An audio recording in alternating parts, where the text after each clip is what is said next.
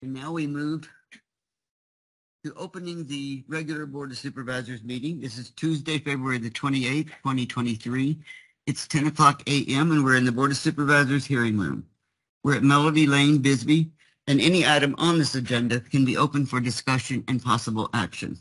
And if you would stand, please, and join me in the Pledge of Allegiance.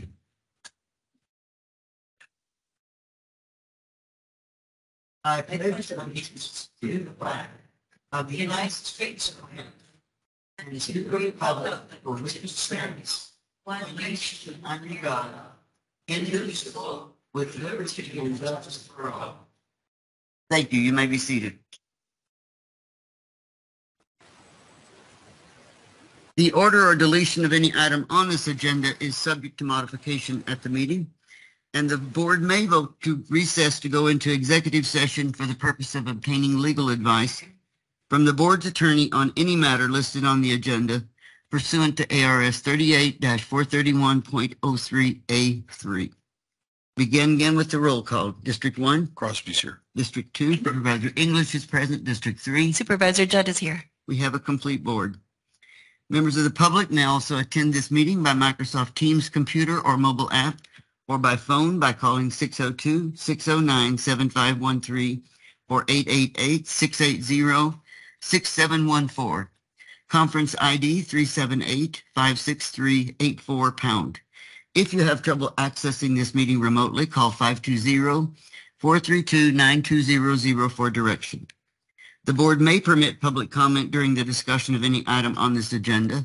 To speak on an agenda item or during the call to the public, complete and return the speaker request form to the clerk of the board prior to the start of this meeting. Notice that some attachments may be updated after the agenda is published. That means that presentation materials displayed at the board meeting may differ slightly from the attached version. And we begin with the call to the public.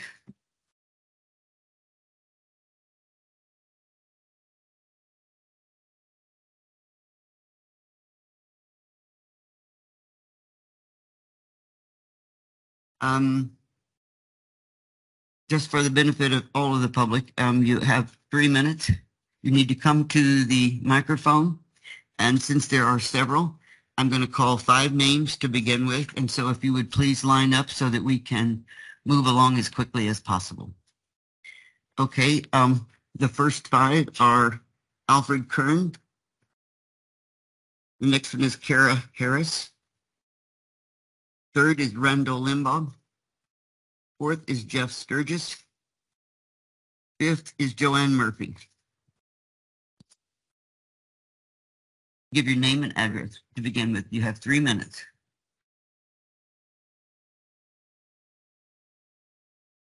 Okay, my name is Albert Kern. Been coming since last February. Nothing has been being done. So, but I'll have to admit that when I talked to Tom last Thursday, and he pissed me off. And I was going to tell you then, but I didn't.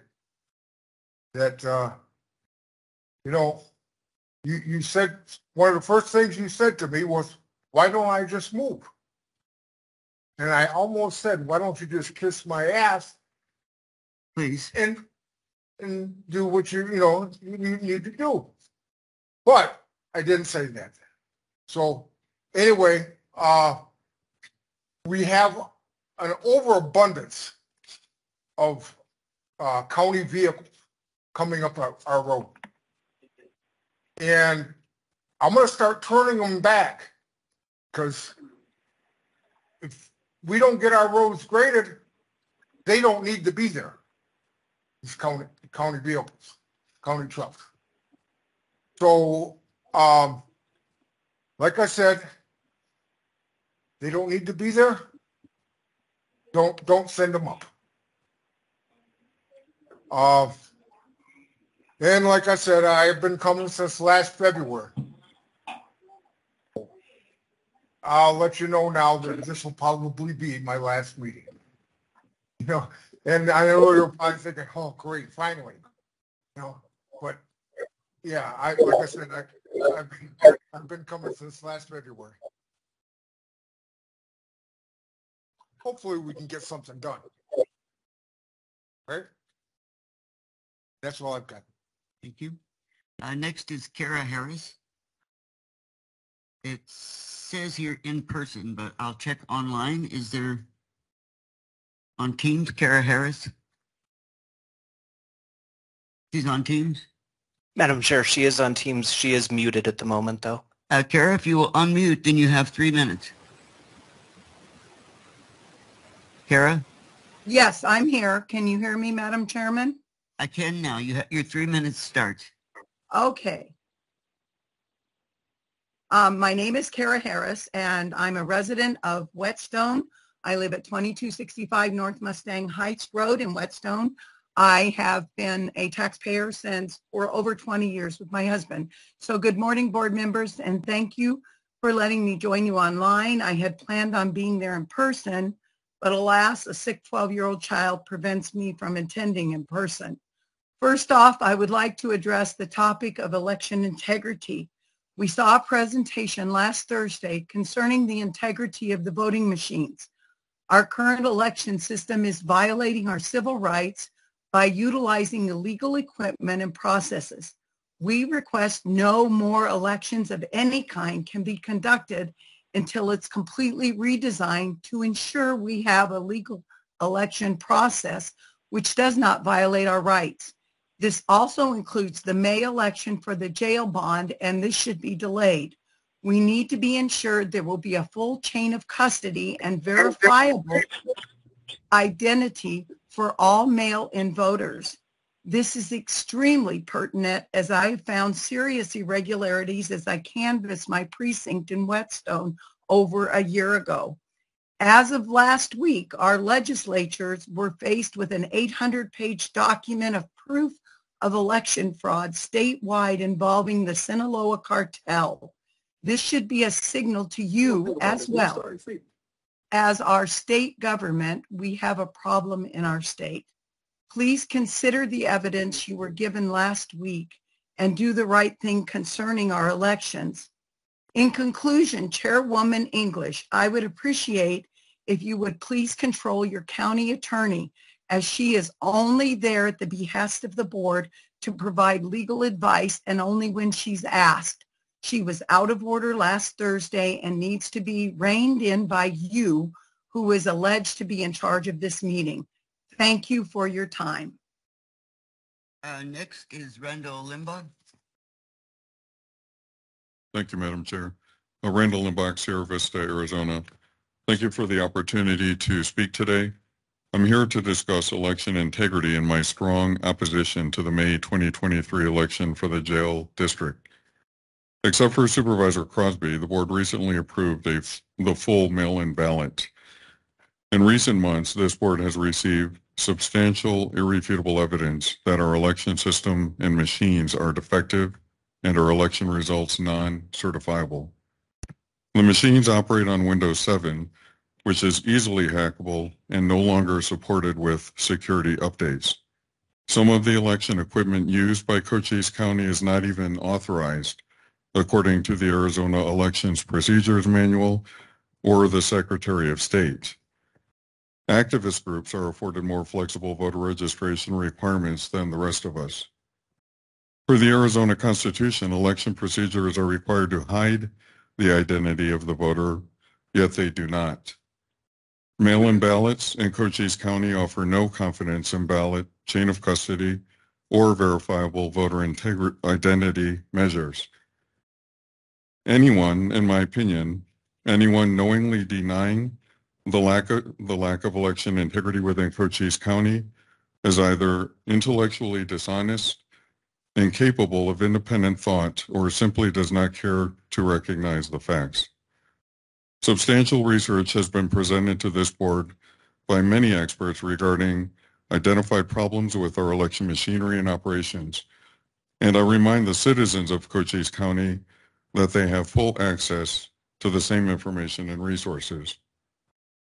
I respectfully request you delay the May 2023 full mail-in ballot election until all citizens in our county have full confidence with the mail-in voting process to include a trusted ballot chain of custody and a required verifiable voter identity system.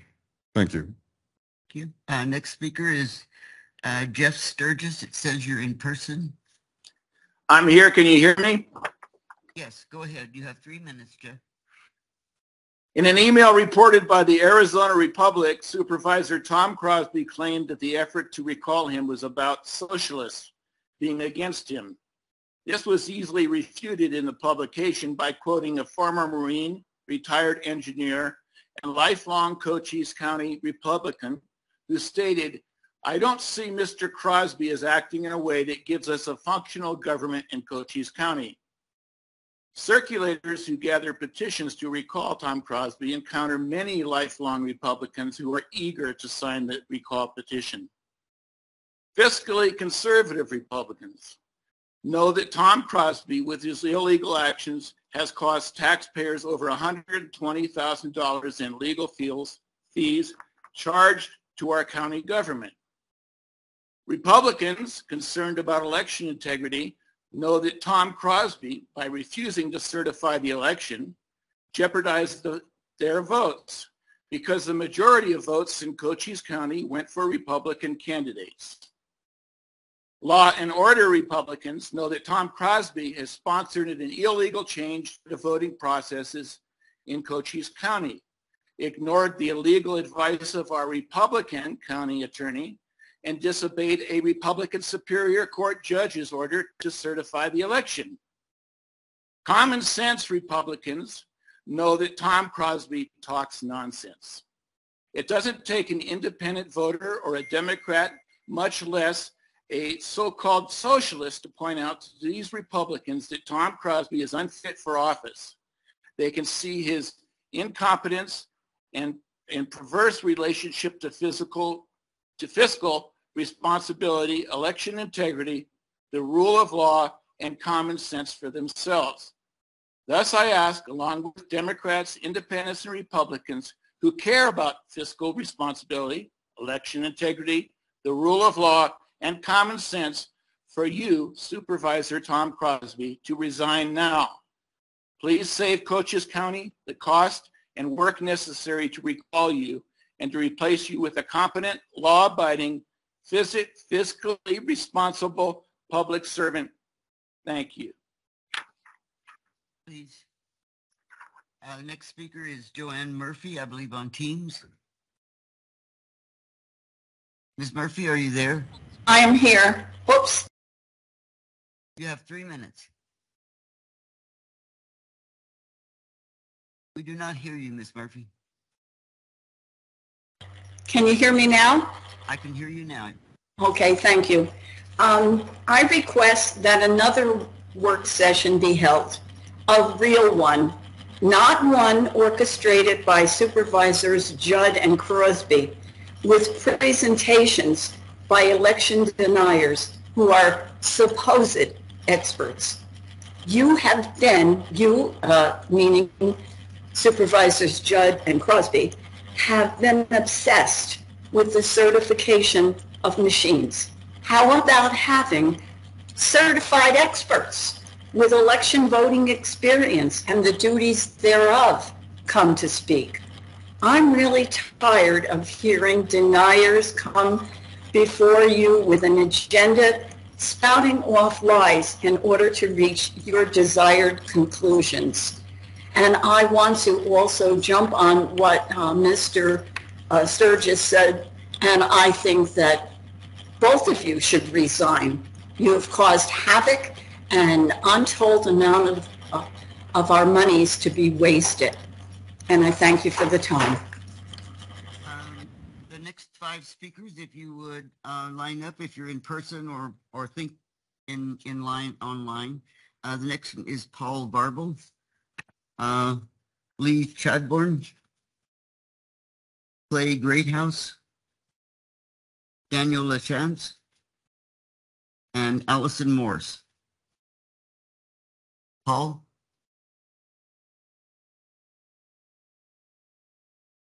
Begin with your name and address. My name is Paul Barble. I live in Sierra Vista,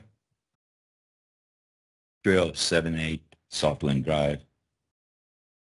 I want to talk about election integrity. You see this document, you guys? Right. Bill of Rights. See what it says? We the people. And what that means is we the people have the power, not the government. The government works for us, not vice versa.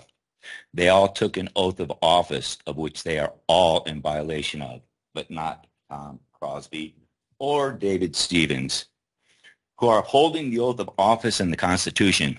Ann English, McIntyre, and Roberts must go. They've been in violation of their oath of office, among other things. Peggy Judd has to stop straddling the fence, or she too will be in violation of the oath of office.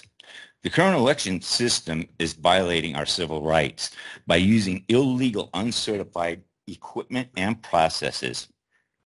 And until it's fixed, we should have no more elections of any kind until we remove all the machines from the voting process and go back to paper ballots, one day, one vote, with proof of American citizenship and picture IDs, with results the very next day as required by the Constitution. We want a legal election process, with the process being legally certified by the BOS. We will not tolerate fraud. One act of fraud vitiates the outcome of any actions, including elections. Katie Hobbs and Adrian Fontes have just now been exposed for their crimes of fraud, child trafficking, drugs, smuggling, and laundering cartel money into fraudulent real estate scams. They are illegally in office. Kerry Lake won. We need to delay for the jail bond in the May election until there is a legal system in place which will ensure a full chain of custody and verifiable identity for all mail-in voters, just as required by the in-person process, and that no machines will be used to count or record or report the results. We demand a vote to approve the appointment of Tom Crosby as the new chairman of the Board of Supervisors at the earliest opportunity. We fully support Tom as the new chairman. And as I said before, Ann English needs to be removed. And as for the sheriff's office, we really do need complete transparency on all of the funds and the funding for the jail. Nothing hidden. Thank you very much. Lee Chadbourne, you're on Teams. Lee, are you there? Lee Chadbourne, on Teams. Hear me? Is this Lee Chadbourne? Can you hear me now? I can hear you. Hello? Is this Lee? Oh, yes, Okay, this is give us Lee. your name and address and you have 3 minutes. Okay, my name is Lee Chadbourne. I'm at 2874 Canyon View Drive in Sierra Vista, Arizona.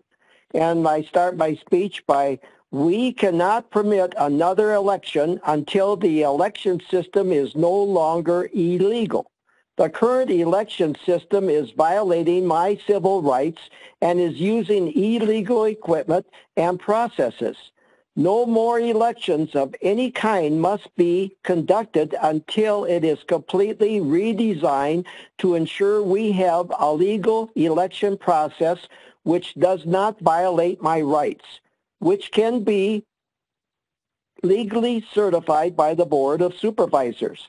Now, the May election for the jail bond must be delayed until there is a legal system in place which will ensure full chain of custody and verifiable identity for all mail-in voters. No machines are to be used to count or record or report the results. Now, I have full and unqualified support for agenda item number 9, agreement with the county recorder for election services. I would like David Stevens, county recorder, as interim elections director, and I would like the county organizational reconstructuring as outlined in the modified government agreement between the Board of Supervisors and the County Recorder for election services to be made effective right this March 1st, 2023, tomorrow. I certainly approve immediate elimination of vote authenticity, tabulating, consolidating, and reporting equipment. We need to return to the traditional paper ballot hand count election system. We must have trustworthy chain of custody and verifiable voter identity processes for all mail-in vote ballots. Thank you very much. Next is Clay Greathouse. I believe you're on Teams. Clay Greathouse. Clay, I'm going to call one more time and then move on. Clay Greathouse, are you on Teams? Next is Daniel Lachance and in person. You have 3 minutes.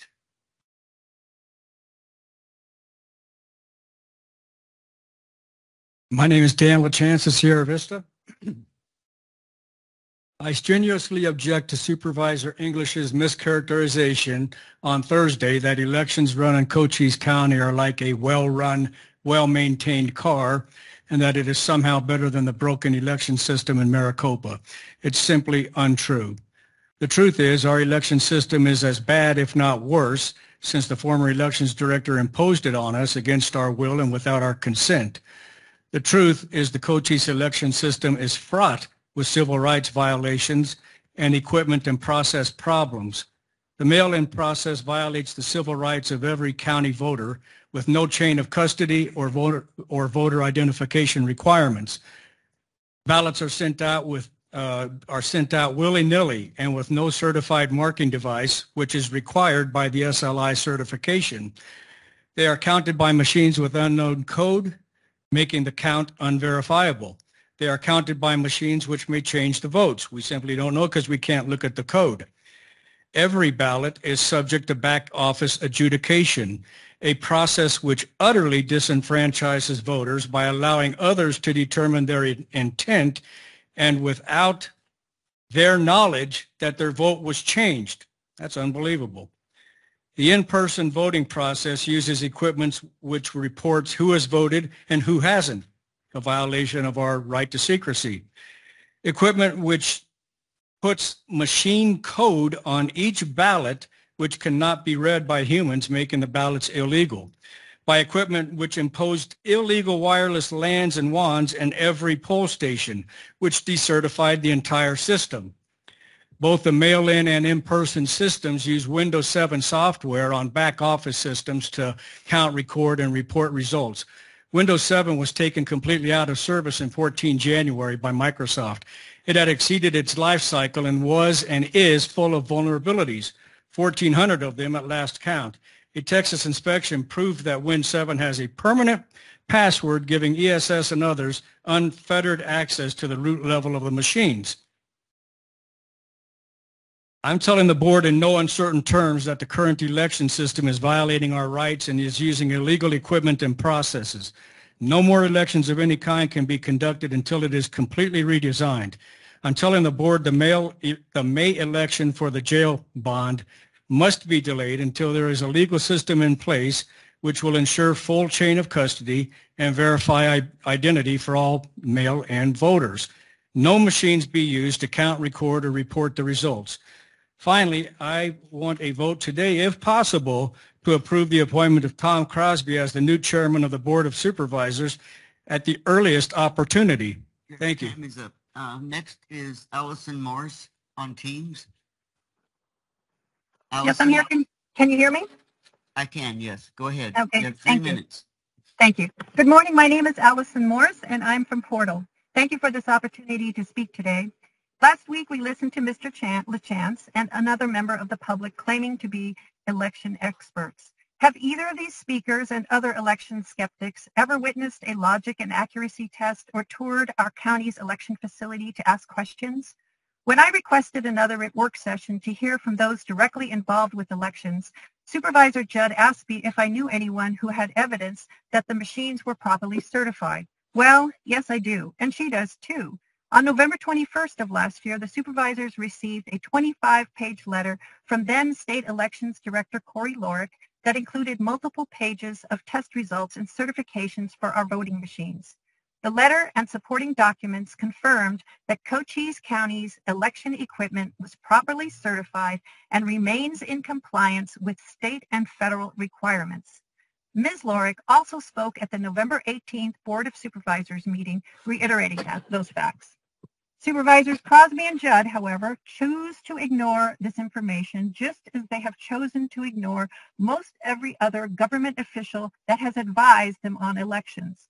The Secretary of State, State Elections Director, our County Elections Director, and County Attorney. They have also ignored testimony from multiple volunteers and staff members who have witnessed election processes firsthand and confirmed the security and accuracy of them.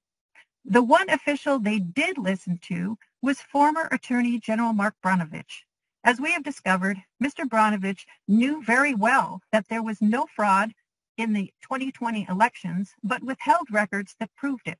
And so, as it turns out, he was not the best source of truthful information.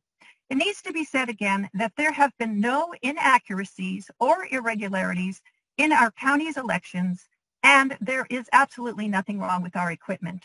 Supervisors Crosby and Judd, like Fox News, have promulgated falsehoods and instilled skepticism to cast doubt on our election system.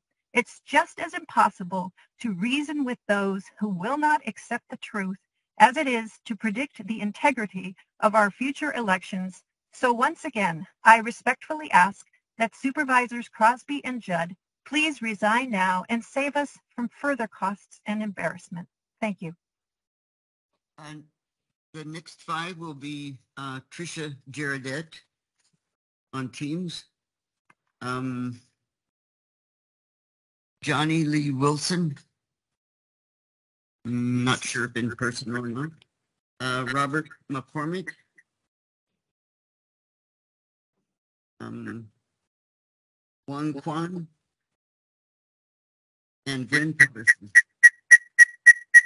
Tricia Giradette, are you ready? You're on Teams?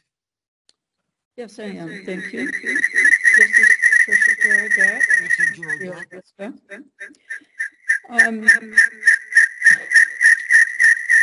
been stunned. Madam Chair, that is her, there's something causing feedback through her microphone. Tricia, if you can hear us, there's too much feedback on your microphone. Do you have more than one device? No. Sometimes when you're trying to come with two, it causes that. I don't know. The echo has been terrible for me. No, it's giving us an echo now. I don't know what to do. Tricia, we don't have time to fix it, so if you can't get to us so that we can hear you, can you try one more time? You can hear me. Sorry. I'm sorry, Tricia. We'll have to move on. That it doesn't come through as us being able to hear you. The next one is Johnny Wilson, Senior.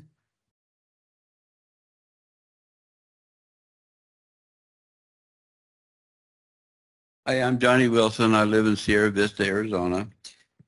I had a dream last night, and in my dream, I went to law school and became a lawyer. So today I am identifying as a lawyer, so you could take everything I say to the bank. Okay. Anyway, my talk today is on election have consequences.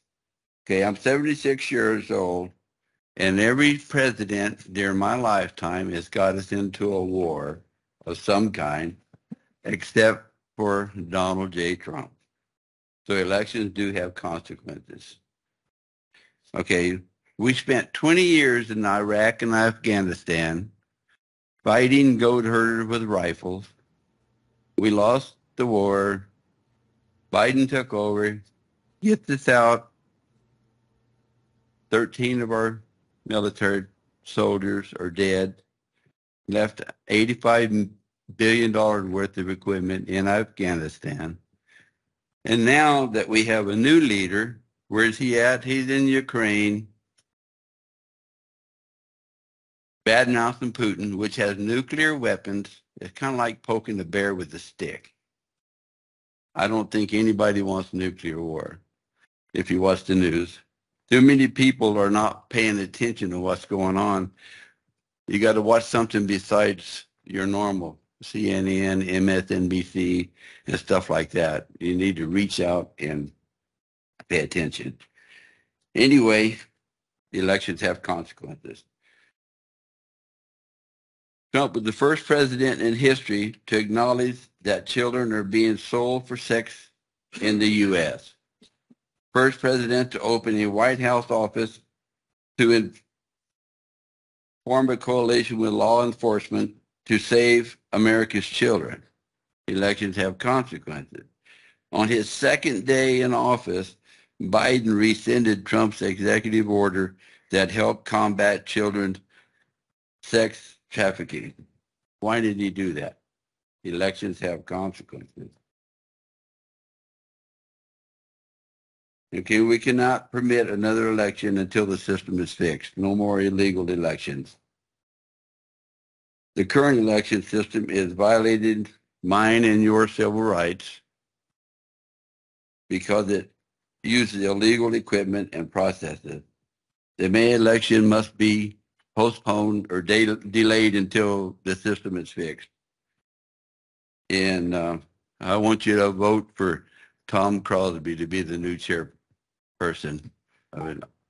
Your time is up. The next person is Robert McCormick.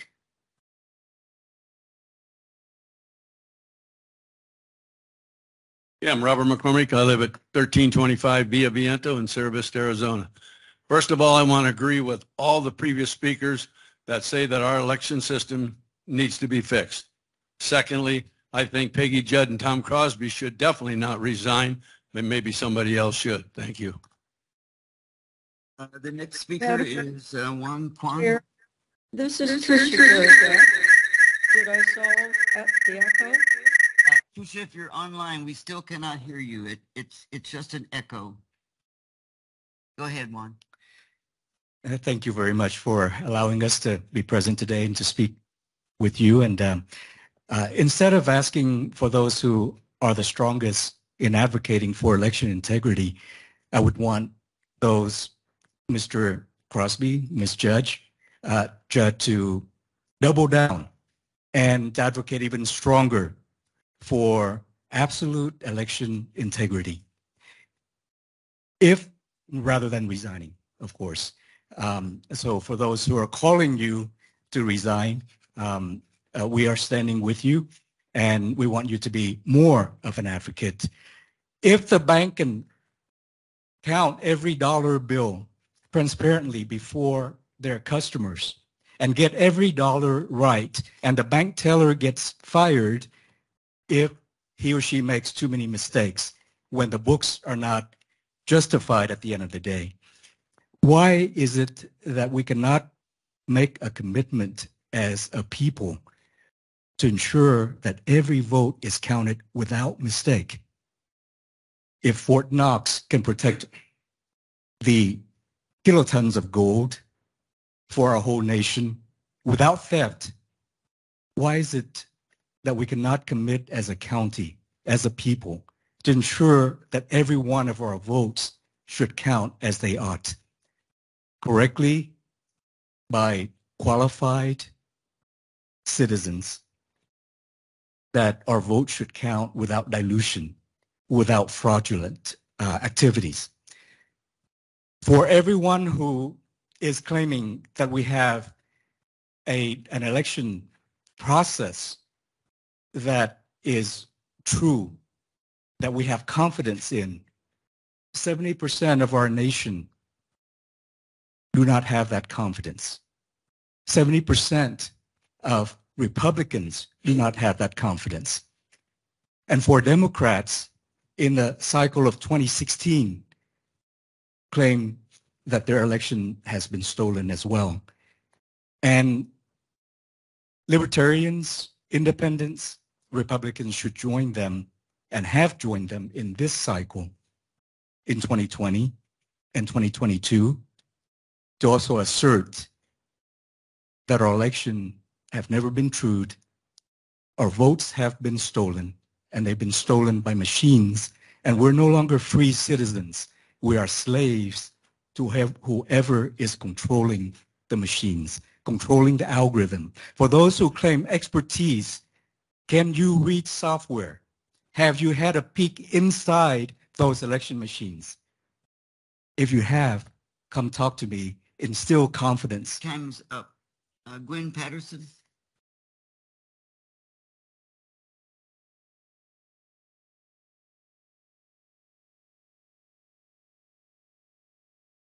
Gwen Patterson, 2872 Palmer, Sierra Vista, Arizona. I'm going to speak as a physician to another situation. A few weeks ago, the same story was presented to me. A mother of a 29-year-old. She was killed in a DUI, leaving a 10-year-old without his mother and a 3-year-old who will never know his mother. And it just seems that this county overlooks that that was our county attorney who we need to trust, who we expect to live at a higher level, that is not drunk, so we can't be bribed, so we can't have one system of justice for his buddies and one system of justice for his enemies. I speak today on those who have lost their loved ones. And it almost brings me to tears because I know these people. I'll tell you who should resign. And I really don't want his head on a platter. I want him redeemed. I want him to be the man that he was called to be, because that's a position of honor, to be a doctor or a lawyer or a judge. You could be replaced. There's others out there. You were called for a purpose, for a duty. I don't want his head on a platter. I want him redeemed. I want to see some restitution, some self-awareness and soul searching, and at least a temporary resignation. These people don't need to resign. They're out there and they're getting stones and, outrageous statements against them. Our county attorney, he will judge people. He will prosecute people, for the same crime he committed. He immediately, within 10 days, Sierra Vista Herald, had a damage control. Within 10 days, who else gets that? That's what I speak to today. Thank you. The next speakers will be Joseph Patterson, Cato Daly,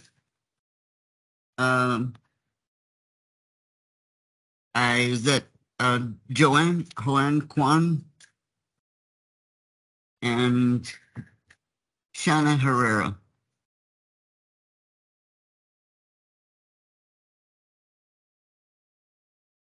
Joseph Patterson, Sierra Vista.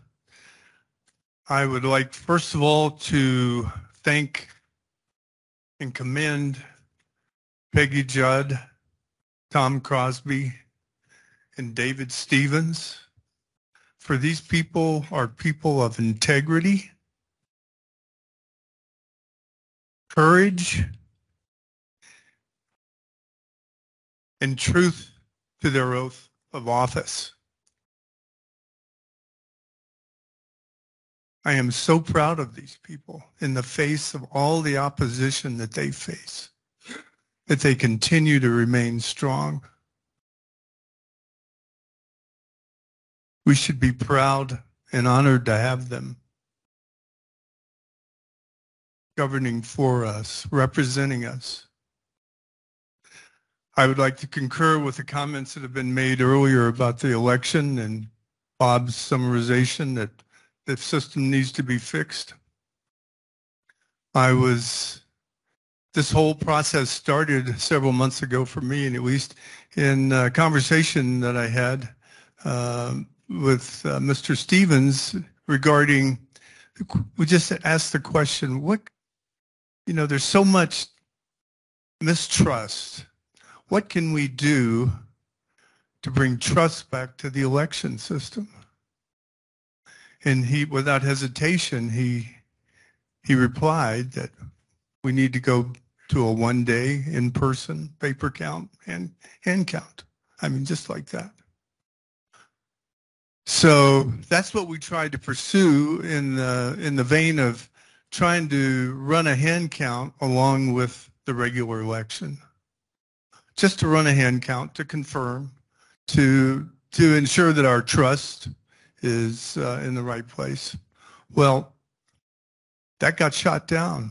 We were not allowed to do a hand count to confirm what the machines were doing. We were not. The judge says, no, you can't do that. The machine regulations, laws don't allow hand counts. So I am here, along with the others, to recommend that the machines be eliminated, which they are in 90% of the countries in the world. They don't use machines. They see it for what it is, and they don't want to get involved. If we want to look for confidence, look towards Europe, Northern Europe, where their confidence rate is 90% based upon the system that Mr. Stevens described, and the system which I would endorse and would like to see the county return to. Your time is up. The next person is Cato Daly.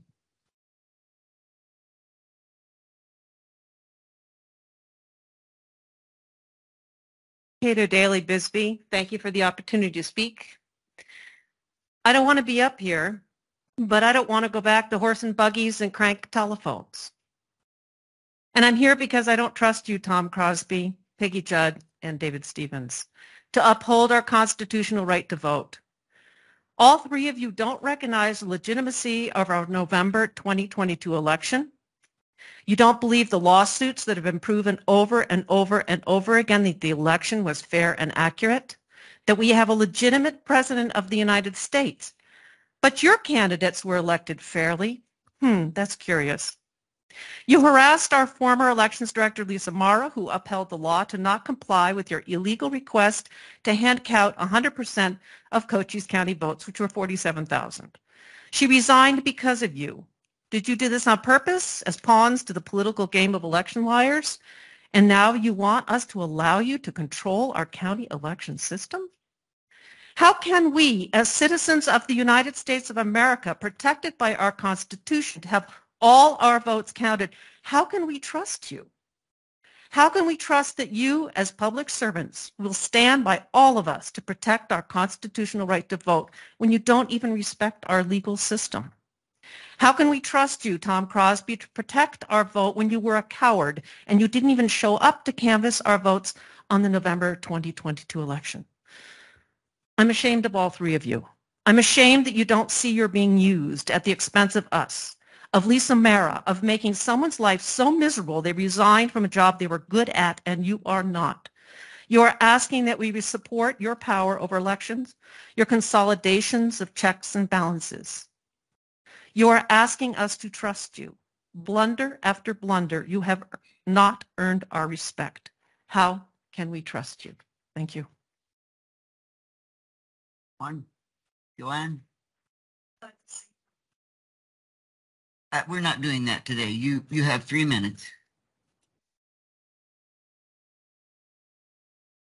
I would like to support Tom Crosby, Peggy Judd, and remove the machine. Do a hand count, one day, one vote, transparent, because none of us can look into the code and trust the machine again. That's all I have to say. Thank you. You need to put your name and address in the record, please. My name is Hương Nguyen, 4747 South Santa Claus Lane, Wilcox. Thank you. Thank you. Shana Herrera.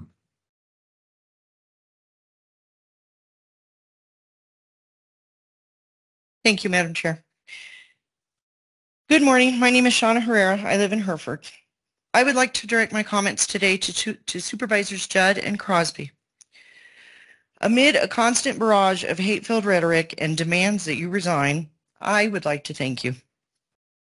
I thank you for carefully considering and laboriously deliberating each decision put in front of you, especially in the case of these federal IGAs. After all, everybody knows, or at least should know, there is no such thing as free money. I thank you for listening to what the citizens of Cochise County, who elected you, have to say about the issues you preside over. I thank you for your dedication to your job and honoring your oath of office. Directly to you, Supervisor Crosby, I thank you for standing your ground against the obvious contempt, disdain, and utter disrespect you are shown by county employees that consistently seem to forget that they work for the board. I want to thank you for having the fortitude to bear all of these things and actually want to stick around for another term. You are an incredible supervisor, and we are lucky to have you representing our county. Lastly, I want you both to know that there are many of us who feel this way and appreciate you, even if we are not as vocal as the opposition. Again, thank you. And I can't forget David Stevens. You rock, sir. Okay, those are all of the speaker request forms for the call to the public. I guess one more time I'll see if the young lady has gotten rid of the wah wah on the line, if she's still there. No? Okay. All right, then we move on. Is there another one? Madam Chair, sir, can you step up to the...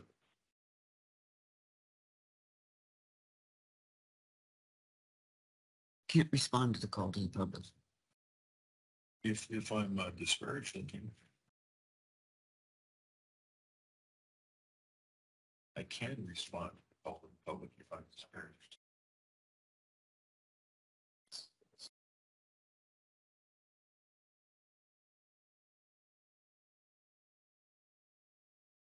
You wanted to speak on an agenda item and not the call to the public?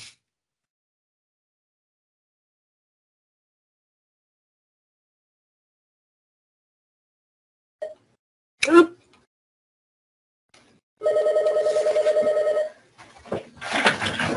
call to the public is normally reserved for those items that are not on the agenda.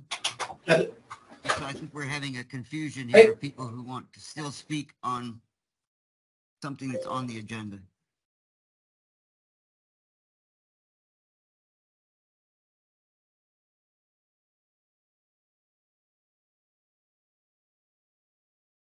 I said I think there's some confusion with some people who wanted to speak about an item that's on the agenda.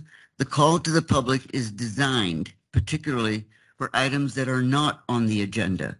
That means that anything that you wish to speak to the board about that is not on the agenda is the call to the public. If you wish to speak on an agenda item, then you need to note which agenda item it is, and you'll be called at the appropriate time to speak on that. So I think there's been some confusion this morning, kind of weaving it together. And so some of them felt like they wanted to speak at the call to the public. Are you satisfied now that you can speak at the right time? Okay. Sure, I do have some comments. Mr. Alfred Kern, is he still here? Take off. No, he's not here. He said, I asked him, why don't you move? And that's a rhetorical question, and it is because he does not want to. I understand that. So he is satisfied enough with the current situation with the roads. I also asked, why don't you pool your resources with your neighbors to maintain the road?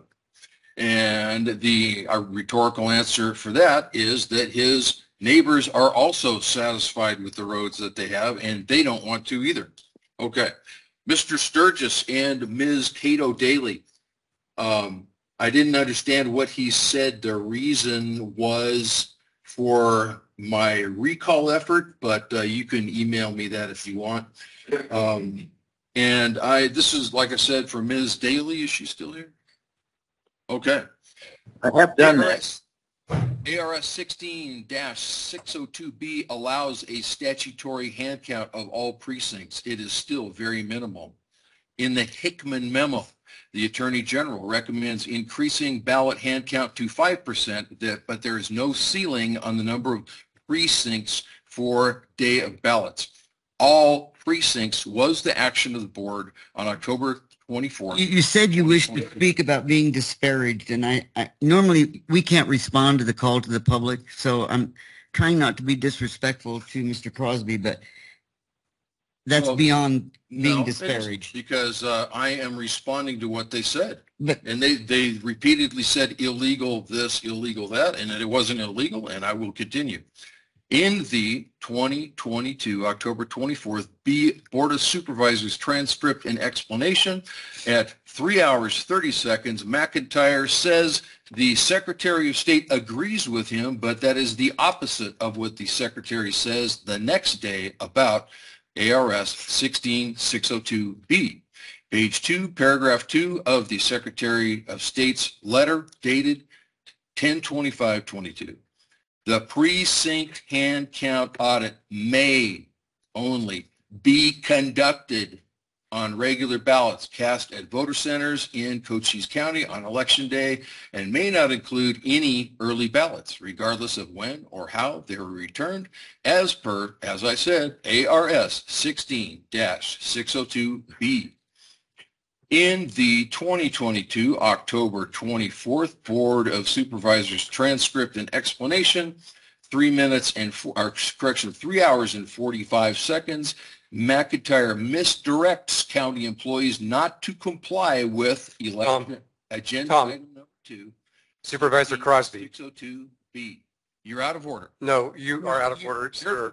You have come very far beyond what the comments were. You are permitted, and I've given you quite some leeway to respond to those questions or to those statements. No. And now you are going into The public needs to understand that far you're beyond a what guest is here. published on the Blamed agenda. for illegal things. And It is our place. So there is nothing published on the agenda that would give the public notice of then you need to discussion stop about people this. saying call to the public. Now, I get to respond to that. Tom, let me also remind you. Order, please, quiet. This is an organized meeting. I'm asking you to please be quiet. Supervisor Crosby, you are aware that we are under a directive by this Board of Supervisors to report open meeting law violations. You are out of order. If you persist in this long dialogue You about are out of order. former Attorney, Board of you are Supervisors out of order. meetings and statements, You this are will out be of order. reported to the Attorney All General. right, with the audience, do you want us to clear the room or would you like to stay and listen? We won't have you acting out in here. If we act out, that's okay, but you cannot. Okay, I think I have been blamed for multitudinous illegal things, and I take no blame for subsequent court cases and legal fees and employee departures subsequent to Mr. McIntyre's misdirection. Blame McIntyre. That concludes my comments. Thank you, Megan. We're now going to move on to a presentation. I see that Veda Phelps is here. Yes. I think we need something positive, Veda. And so being able to put some of our young people and our citizens that are out of work back to work, that's very positive. So I'd like to hear a little presentation about that, if you don't mind. Right. You all received a digital copy of the report, but I brought hard copies if you would like one. Yes. So, if you could.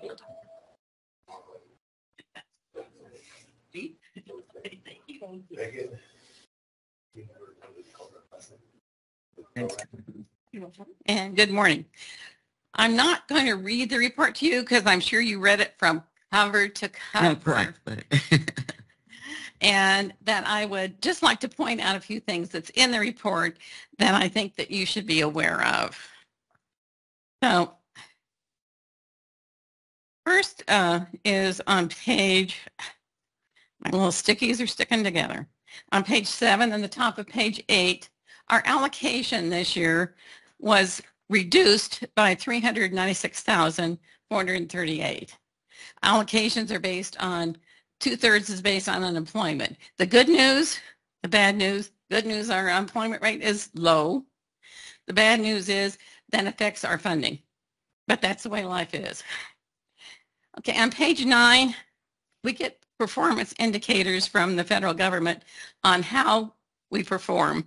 And so on page 9, the very top, is the performance indicators and how well we performed. All of our indicators were over 100%. So we're very proud of that. The bad news is next year they'll raise our performance requirements. The better you do, the more they want. Well, if you don't make it, then they give you training, which we've only been doing it for over 30 years. Okay. Starting on page 23 is a copy of our success stories from our clients. Quite often, when you work on a board of directors, all you see is the paperwork, the budgets, all those kinds of things. You don't get to see the real people who are involved. So we try to put success stories in so you can see what we actually do with our clients. We ask all of our clients to give us their story. Not all of them want to, and they don't, of course, they don't have to. And on page 43, it's a list of all of our board members. There's one difference, is Jack Bauer, who sat on our board for over 20 years, passed away a couple of months ago. So we'll be replacing him in the very near future. It's very sad because he had been on our board for a very long time. A very, very active member of our board. And on, there's no page number, but there's a budget report that compares our budget numbers to our actual numbers through June 30th of 2022. So you can see what numbers we budgeted and how good our crystal ball was as far as getting the correct numbers. And then there's a budget report for our youth program. And again, it's budget versus actual. And the last thing I think that you all should be interested in is our annual independent audit, which is the very last document. It's the last 33 pages of the report. Walker and Armstrong out of Phoenix, Arizona, do our independent audit. And as you will look, when I sit on boards, I look to see if there's any question costs or any problems with the audit. We had no question costs. We had no findings. So again, this is our 8th or 9th year with no findings. So we're very proud of my finance department. They drive us crazy, but that's the way it goes. I also like you to know, even though we had a reduction of almost $400,000 this year, we entered in a partnership with Pima County on a grant for H-1B. So we can train people who are, employers need workers and they're having to hire out-of-country people on an H-1B grant. So we want to train our own to take those jobs so we don't have to bring in foreign people for those jobs. So that's the H-1B grant. Also, just recently, we partnership, well, Cochise College is a great partner to start with, but we got a great grant, $3 million for Cochise County for dislocated workers and long-term unemployed people. And it's a partnership between Cochise College and Arizona at Work. So I know you have a very long agenda, so I'm trying to make this as brief as possible. So, and you have any questions? I just have a comment. I think the people in this room and the people listening need to know that we do have a successful Arizona at Work program. It is funded, through the federal government down to the state. And the connection between Cochise County and Arizona at Work is the money flows through the county to Arizona at Work. And we really appreciate the support that you all give us and that you are the lead agency on Cochise, Green, and Graham. I do make a report to both of those boards of supervisors too, and they are very supportive. They're a lot smaller, so they know a little bit more about us. Right. Yeah.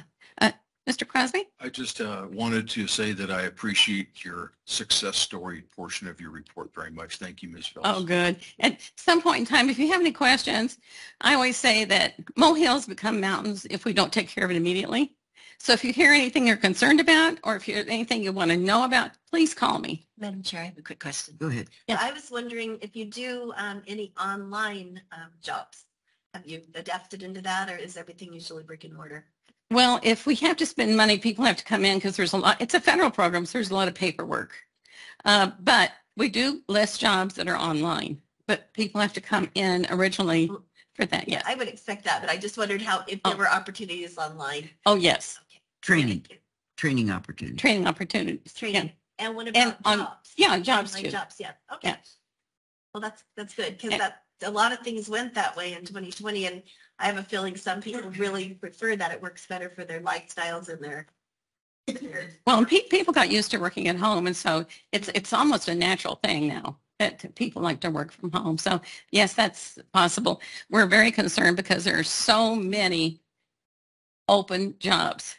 Our employers are begging for people to come to work for them, and it's very sad that so many open jobs are going begging. Not just waiters and waitresses and so forth, but also big jobs that pay a lot of money.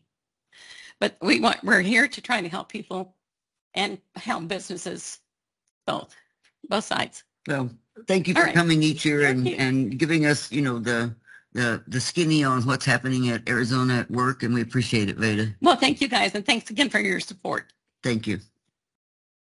Okay, we move on, and the first is we have a consent agenda, which is about 7 items, and I'm looking for a motion to approve the consent agenda. Madam Chair, I move we approve items 1 through 7 of the consent agenda. I second it. Have a motion and a second. To be no discussion, I'll call for the vote. All those in favor say aye. Aye. Chair votes aye, and it's unanimous and so ordered. And now we move on to the public hearings. And the first one is from the county attorney's office. I need to have a motion so that I can open the public hearing. Madam Chair, I move that we adopt Resolution 23-09 granting a water services franchise renewal to Arizona Water Company. Second. I have a motion and a second. I'll open the public hearing. Mr. Correa, would you give us the information about water renewal franchises? Okay.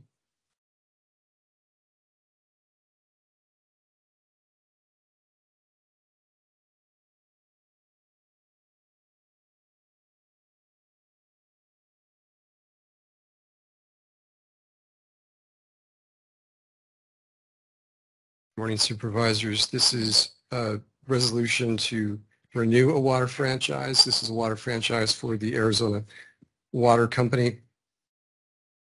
It has had a prior franchise for 25 years, so these are renewed in very long terms. This has our standard language. In this district, these people need the water company to renew its franchise so they can drink water. It's essential. And it's the same as what we presented at the last Board of Supervisors meeting, just a different name, different district. Different company. Any questions?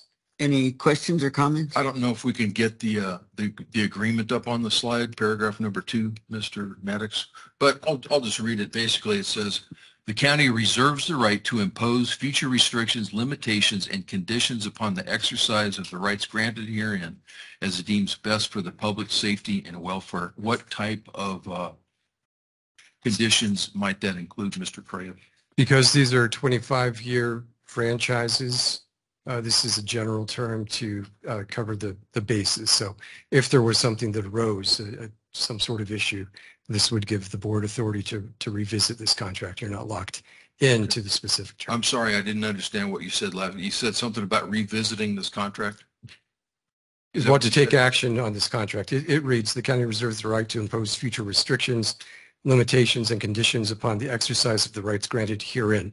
So we would have to imagine a hypothetical situation. For example, a water line needs to be moved. This would be permitted under the contract, or some sort of exigent circumstance arose and the board needed to act. What I had in mind was imposition of franchise fees. Could you address that in relation to? That's not what this paragraph addressed. Excuse me? That's not addressed in Okay. the paragraph. In that case, is there language here that would preclude a vote by service recipients prior to approving any future franchise fee? And I could be glad to repeat that. There's not.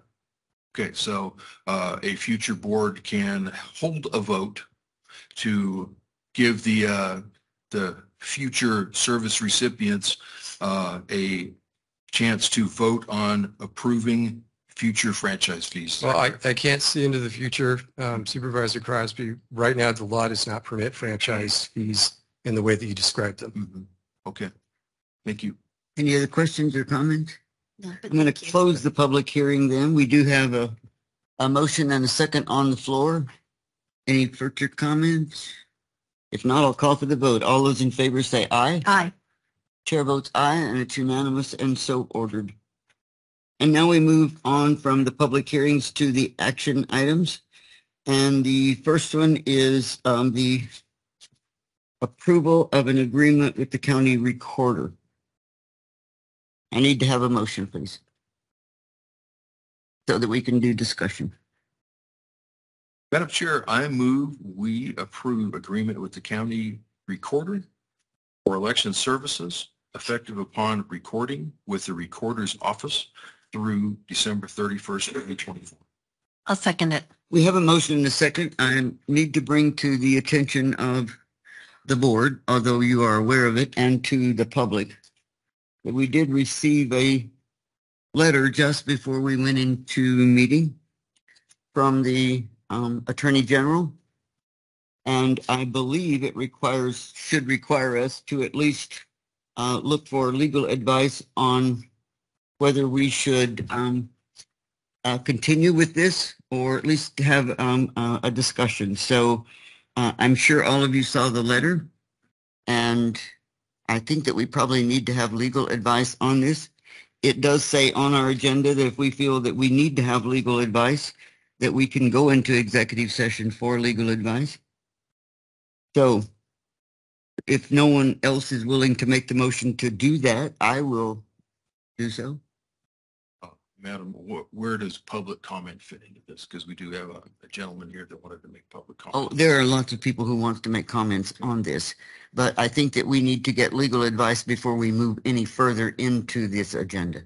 That would be fine. I don't have any problem with that. However, if we go into executive session for a prolonged period of time, that makes the people that did have comments that they wanted to bring forth have to wait perhaps unnecessarily. So it won't be a prolonged period of time unless you choose to make it so. We just need legal advice on the Attorney General's letter to the board regarding item number 9.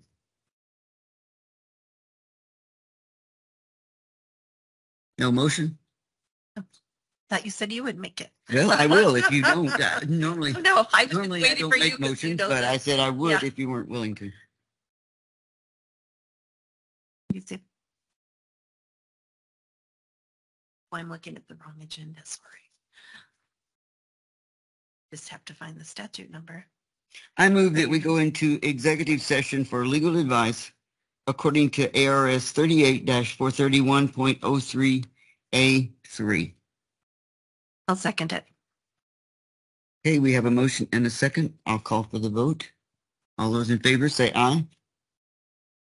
Aye. Chair votes aye. All those opposed, same sign. Nay. Okay. Does that mean that you'll stay out of the executive session or you will go? I'll go. Okay.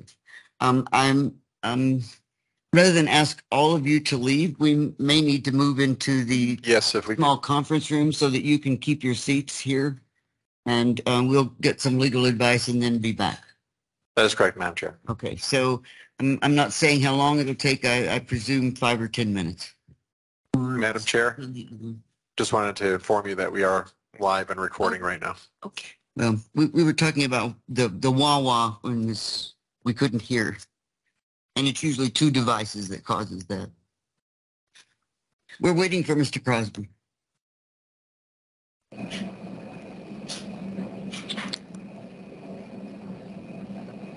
I figured it out and will be able to speak. Thank you.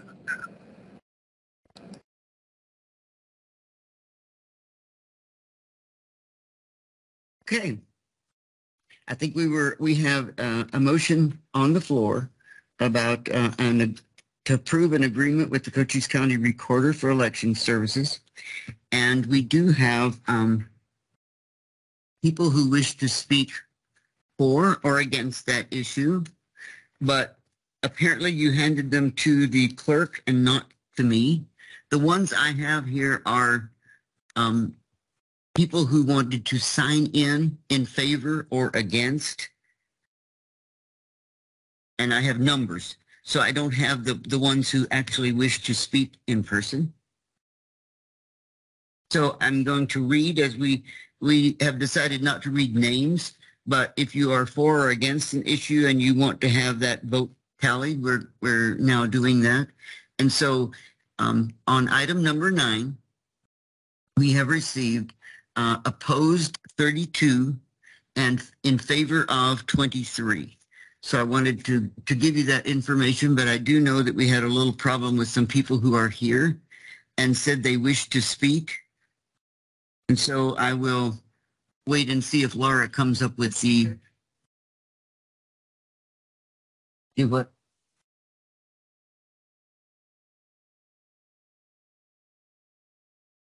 Well, that's the ones.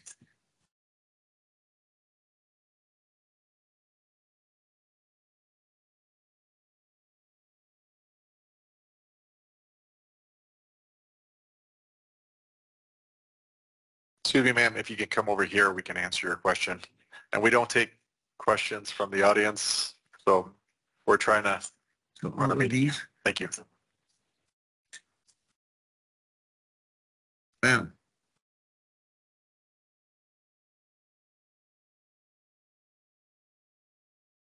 All right.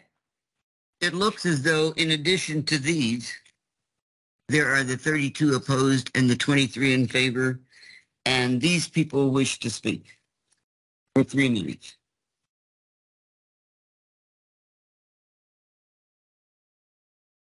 Huh. And it looks like the same ones. All right, the first 5, Fernando Dona, Tara Harris, Vicki Hamlin, Jeff Sturgis, and Joanne Murphy.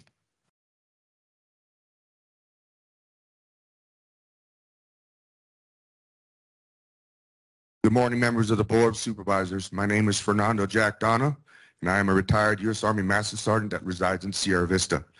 I am here to speak in support of action item number 9, which rightfully places control of elections under our county recorder, David Stevens. This is proper and correct, as Mr. Stevens is an elected official answerable only to we the people. We do not need unelected bureaucrats administering our elections at any level. The Declaration of Independence has this particular line, which states, in every stage of these oppressions, we have petitioned for redress. In the most humble terms, our repeated petitions have been answered only by repeated injury. Our founding fathers were forced and compelled by King George and his redcoats into an intolerable social construct. The above statement in the Constitution is key, as I believe we are seeing the same type of treatment by elected and unelected officials. In my opinion, one party in this country has essentially vilified, alienated, and shut off all means of redress by half of the citizens of our nation. A representative republic, which is what we are, must have avenues and means for redress. Today, we see government agencies picking and choosing which laws to enforce. We see the mainstream media attacking half the country and labeling them as terrorists. We see big business and big pharma working together to strip our God-given rights of freedom of speech, freedom of religion, the ability to protect ourselves via the Second Amendment, a right to a fair trial, etc. Activists, judges, and lawyers deny any fair hearing in the courts based on procedure without examining the evidence and allowing discovery. This particularly applies to any attempt by the other side to obtain a reasonable audit and accounting of the voting systems in our nation. Protect the machines and the voting system in place at all costs is the order of the day. My father escaped the country, Nicaragua, that went communist. My uncle, PFC Fernando Rivera, whom I'm named after, was captured in 1951 in the Korean War. He was forced marched north for almost the entire length of the Korean Peninsula, then executed by the forces of the Communist Chinese Party. The tactics being used by one party in this country are, in my opinion, identical to those used by tyrants throughout history. Mao, Hitler, Stalin, all tyrants use the same formula of divide and conquer. Let's not mince words. One party has shut down all means of redress for half the nation. This does not end well if it is allowed to continue. A vote in favor of action number 9 is a vote for positive action in that direction. For a free and fair society to function, all citizens must have some avenue for redress. Our founders do that, and when all attempts were denied, the American Revolution commenced. I thank you for your time and consideration. Sarah Harris. Thank you, Madam Chairman and the board members. I'm here to register my support of item number 9. As a taxpayer, I would like the elections director to be under David Stevens so we have legal recourse as we the voters and can have some control of what will happen there. I thank you for taking the time to listen to me. Vicki Hamlin on Teams. Vicki, are you available? Vicki Hamlin. Okay, I'm going to move on. Jeff Sturgis, are you in person, it says? Yes, I'm here. Can you hear me? Teams, okay, go ahead. Name, address. I'm Sierra Vista. Now that Supervisors Crosby and Judd, along with Recorder Stevens, have driven up our superb county nonpartisan election director, Lisa Mira, out of office, forcing her to resign to the harassment and threats to herself and her family, they propose transferring her previous nonpartisan election authority to ultra-partisan David Stevens. This behind-the-scenes supporter of Election 9 candidates has recently been exposed by media organizations for his role in all of this, as he, among other things, has colluded with election-denying conspiracists from Maricopa County and elsewhere. The last board work session meeting dealing with this issue began with 2 election-denying babblers who Supervisor Judd introduced as experts. They have absolutely no experience in election law or processes. Their conspiracy-laden claims have been debunked repeatedly by actual election experts and by the courts. All citizens, voters in Cochise County need to know what this is all about. An unethical, if not illegal, move to destroy our election process, and it should stop here. The board and the public need to hear from actual experts in the field. Cochise County citizens deserve to learn the truth. If Crosby and Judge were acting ethically and in the best interest of their public, they would demand to hear from those who know the facts and who know the law. They wouldn't base their decisions upon these fake experts. We who have followed their unethical, often illegal election-denying antics know that the truth has never been what Crosby, Judd, and Stevens have been about. So we won't see a request to have actual experts address the board or the public. There are many questions the public and media should ask about this proposed agreement, many of them having to do with fiscal responsibility on top of the legal and ethical concerns. I am not given the time to list them all, so I hope others speaking today will ask those uncomfortable questions and will soon do so. I must end by asking the board to not go forward with this agreement until it and the public can hear from actual experts in Arizona law and rules governing county election processes. If the board does not do this, it is even more obvious that the transfer has nothing to do with election integrity. It is all about its opposite. Thank you. Joanne Murphy. Joanne Murphy, are you on team? Yes, I'm here. Joan Murphy in Sierra Vista. I am opposed to this agreement to turn over the duties to David Stevens for the following reasons. He has no experience in vote counting. And also because, quite frankly, I'm very suspicious that this whole enterprise was a setup from the harassment of a laudable worker for the county, our elections director, just so that you could put in someone who would work for the deniers, the election deniers. Mr. Stevens, during your push to have a hand count, this is another reason why I don't think you should do it. He oversimplifies the process, saying that he could do it very speedily. He didn't even have trained vote counters, and he had no means of securely transferring the votes to a site where they could be counted. And indeed, he didn't even have a secure site.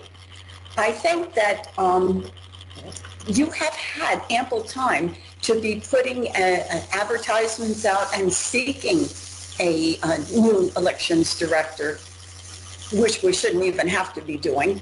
But this just adds to my suspicions. And if you're worried about constituents that don't believe in the process, well, I'm one of them that doesn't believe in your process.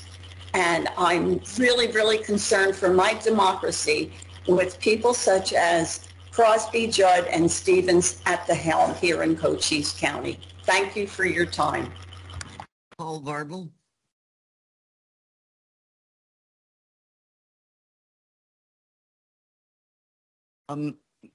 Every time we can save 30 seconds here, I would appreciate it. So let's get the next 5 people ready to speak so that we don't have to wait for them to walk to the podium or to get on Teams.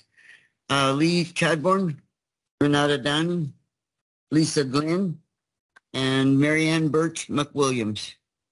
Go ahead. My name is Paul Barble. I'm from Sierra Vista, 3078 South Wind Drive. Talking about Agenda 9. We approved the agreement with Cochise County Recorder for Election Services. We want to approve David Stevens, County Recorder, as the interim elections director. He has integrity. Got that? Integrity. Okay. He has an honest track record. Honest track record. He is adhering to his oath of office in defense of the Constitution. Shauna likes him, as do we all. There's nobody better at his job, and he is above reproach. You know what that word is? Above reproach? Okay, well, which can't be said about any of the opposition. He and Tom did not waver or back down in the face of threats from the opposition. We have proof of an illegal voting process that has violated our rights. And Ann English doesn't want you to know this because she helped put this illegal process in motion. And in reality, she has violated her oath of office by doing so. And the penalty for that is immediate removal. The 4th federal law, 18 U.S.C. 1918, provides penalties for violation of the oath of office described in 5 U.S.C. 7311. It includes removal from office and confinement or fine. Remember, you guys, we the people have the power, and you work for us. We don't work for you. We expect you to do your jobs with honesty, integrity, and adhering to your oath of office. Thank you for allowing me to speak. Lee Chadbourne? Yes, you can hear me, correct? I can hear you. Okay. I'm from Sierra Vista, and we just cannot permit another election until the election system we have is no longer illegal. That has been proved. It's illegal. The current election system is violating my civil rights along with many other people's civil rights and is using illegal equipment and processes. No more elections of any kind must be conducted until it is completely redesigned to ensure we have a legal election process which does not violate our rights, which can be legally certified by the Board of Supervisors. Now, the May election for the jail bond must be delayed until there is a legal system in place which will ensure full chain of custody and verifiable identity for all mail-in voters. No machines are to be used to count or record or report the results. Now, I have full and unqualified support for this agenda item number 9, agreement with the county recorder for the election services. And I would like David Stevens, the county recorder, as an interim elections director, and I would like the county organizational restructuring as outlined in the modified intra-government agreement between the Board of Supervisors and the county recorder for election services to be made effectively right away, immediately, or by March 1st.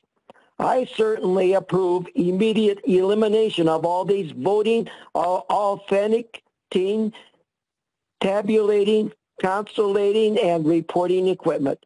We need to return to the traditional paper ballot hand count election system. We must have trustworthy chain of custody and a verifiable voter identity processes for all of our mail-in ballots, for all our mail-in ballots. Now, I want to vote to approve the appointment. I want to vote to approve the appointment of Tom Crosby as the new chairman of the Board of Supervisors at the very earliest appointment. And I fully support Tom Crosby as the new chairman, as Ann English, has been in the chairmanship way beyond her mandate. And seeing it is time now, I ask for her to step down as the chairperson. Thank you very much. Renata Downey.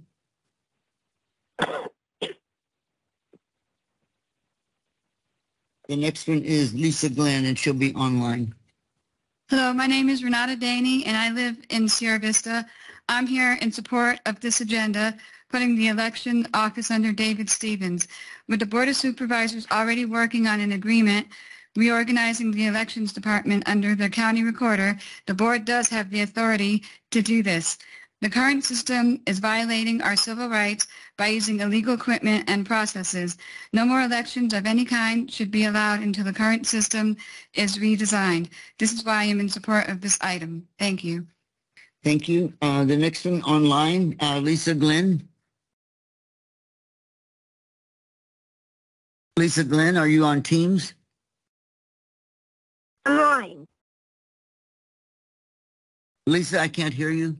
I heard something, but I'm not sure if it was you. You hear? Hello, can you hear me? Yes, I can hear you now. Go ahead. Oh, okay. Good morning. My name is Lisa Glenn. I live in Wilcox at 281 North Carlisle Road. By now, most of us have heard the news of former Attorney General Brnovic's failure to release the investigative report done by his staff investigators after the 2020 election, showing that they did not uncover any criminality or fraud in the 2020 election. That investigative report and 2 internal memos from 2020 were made public just a week ago Wednesday. Former Attorney General Brnovic's decision to sit on that information and not release it to the public made sure that the false rumors and conspiracy theories would continue to be put out there, including by our own supervisors, Judd and Crosby, and also by Recorder Stevens. It should never have come to this end, all because of lies and misinformation, because of conspiracy theories unchecked.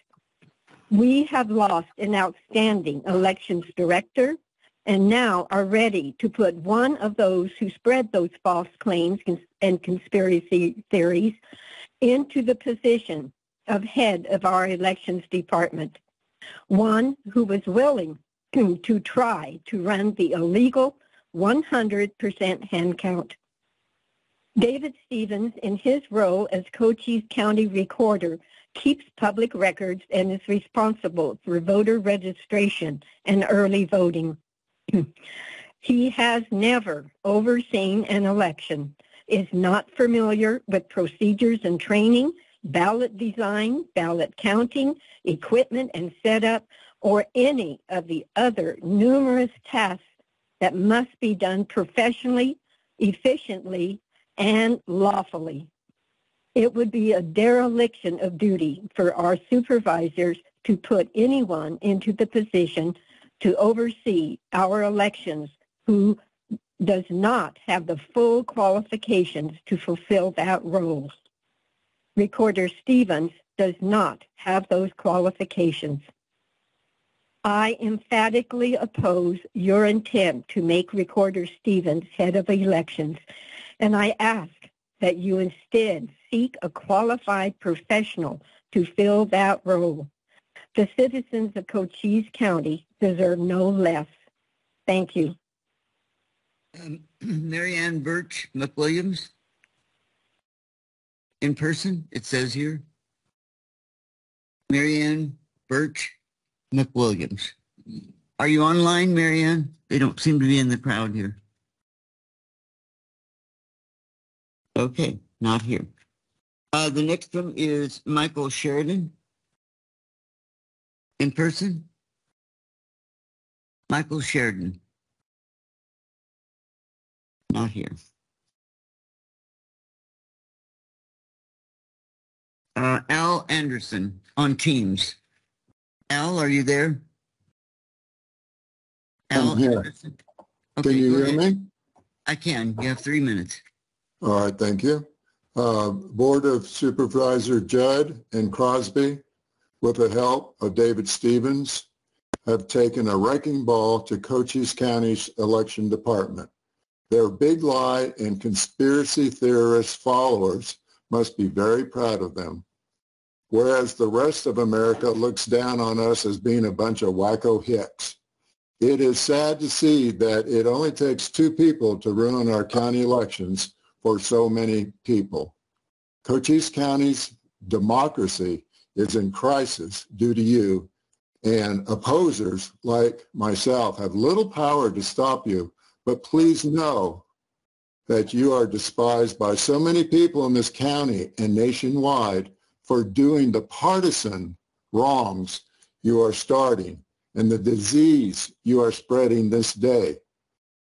I encourage Ms. Judd to think about this. Thank you. Daniel LaChance, again.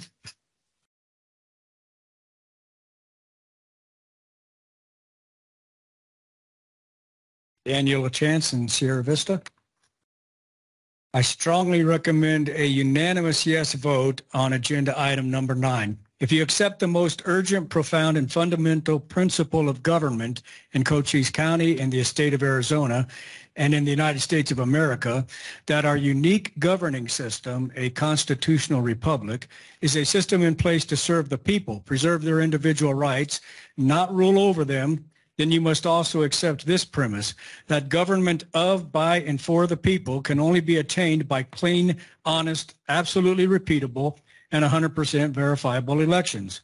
This most critical important function of government, articulated constitutionally, is therefore conducted at the level of government closest to the people who are the true sovereigns, and that's the county government. It is for this reason the County Board of Supervisors is given the extraordinary authority and power to design, implement, conduct, and modify, if necessary, the entire election structure and process.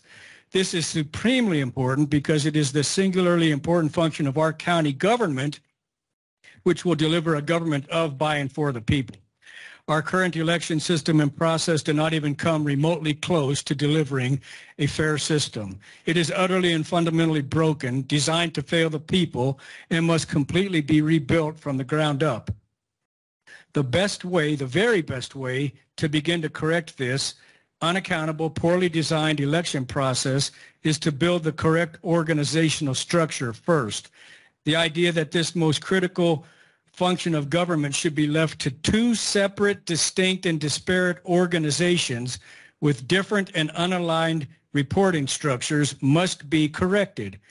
By unifying them into one efficient and accountable organization within the county recorder, which reports directly to the people's representatives, the County Board of Supervisors, you have taken a monumentally important step forward in restoring our election system to one of, by, and for the people. A single structure, like one that can be found in virtually every successful private and public institution, ensures you have full accountability and responsibility. Verifiable accountability is of the utmost importance, especially in something so vital as the election system. Once the correct structure has been put in place, then we can fix the broken process, which is currently dominated by machines which we did not consent to. Thank you for your time. Allison Morris. Allison Morris, are you online? Yes, I am. Can you hear me? Yes, I can hear you. Okay. Good morning, or good afternoon.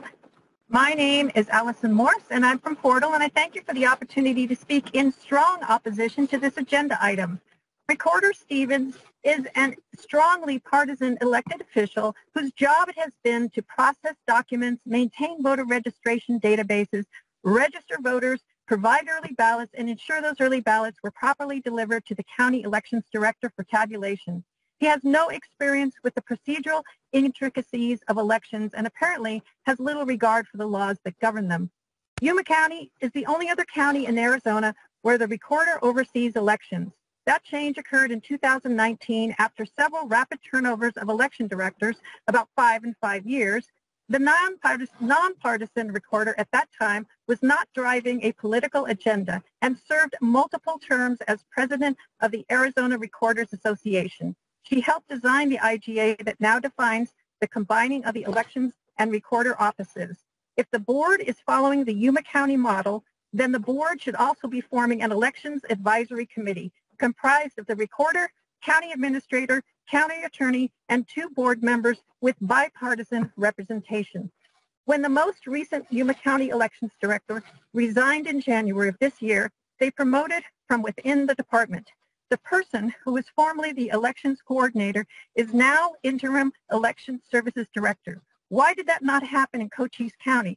Why was the position of director never advertised so qualified candidates could be considered?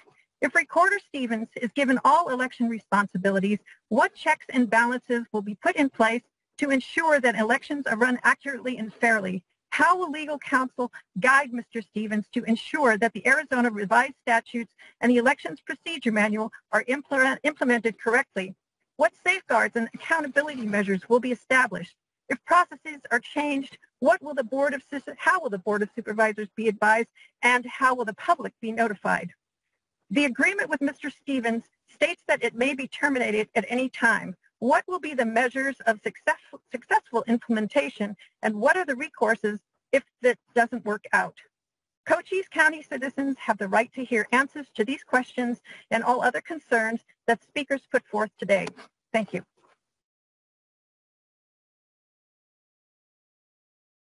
Madeline Boleslavsky. Madeline Boleslavsky. And could we have Johnny Wilson, Leslie Himes, Tricia Girodet, and Edward Krieger. Waiting, please. Hello, I'm Madeline Boleslavsky. I'm from Sierra Vista, Arizona, and I am in favor of David Stevens, and I'm going to give you my reason why I feel he should be in this position. First of all, I'm a citizen of the United States of America. Are we still the United States?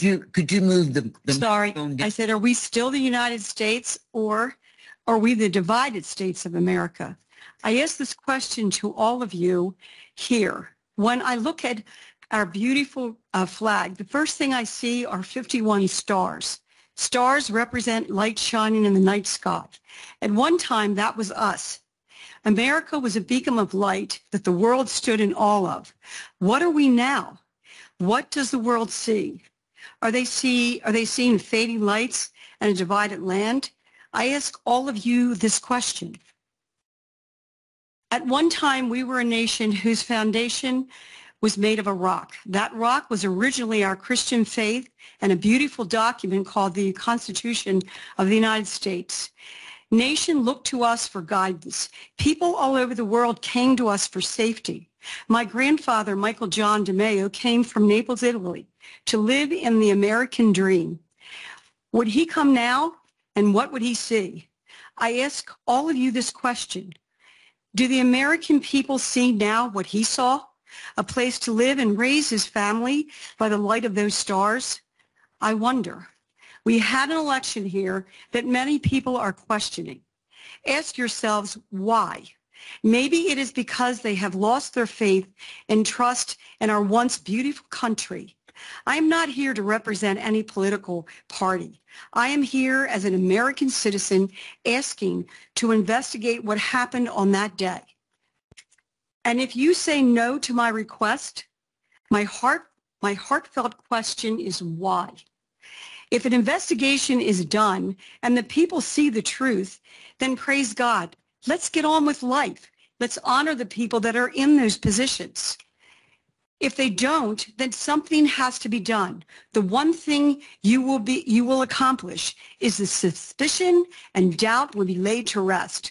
But in our present state and the refusal to investigate the election, our stars on that flag are dimming, maybe someday going out.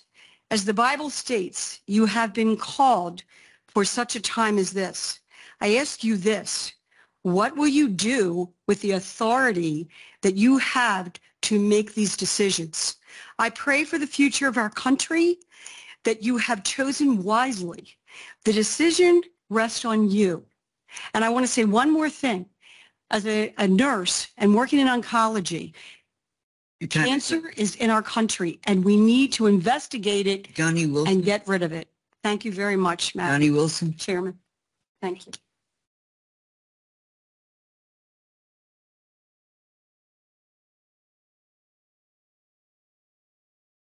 Johnny Wilson, Sierra Vista, Arizona. I'm no longer a lawyer right now. But anyway, I enjoyed the little outburst a while ago that between the lawyer and Tom. I agree with Tom, is right. We need to be honest. There's so many people that'll come up here and they badmouth Tom or Ann or Peggy or whatever when they've stuck their neck out to be for us, to do to their best ability to run our county. And I give them honor for that.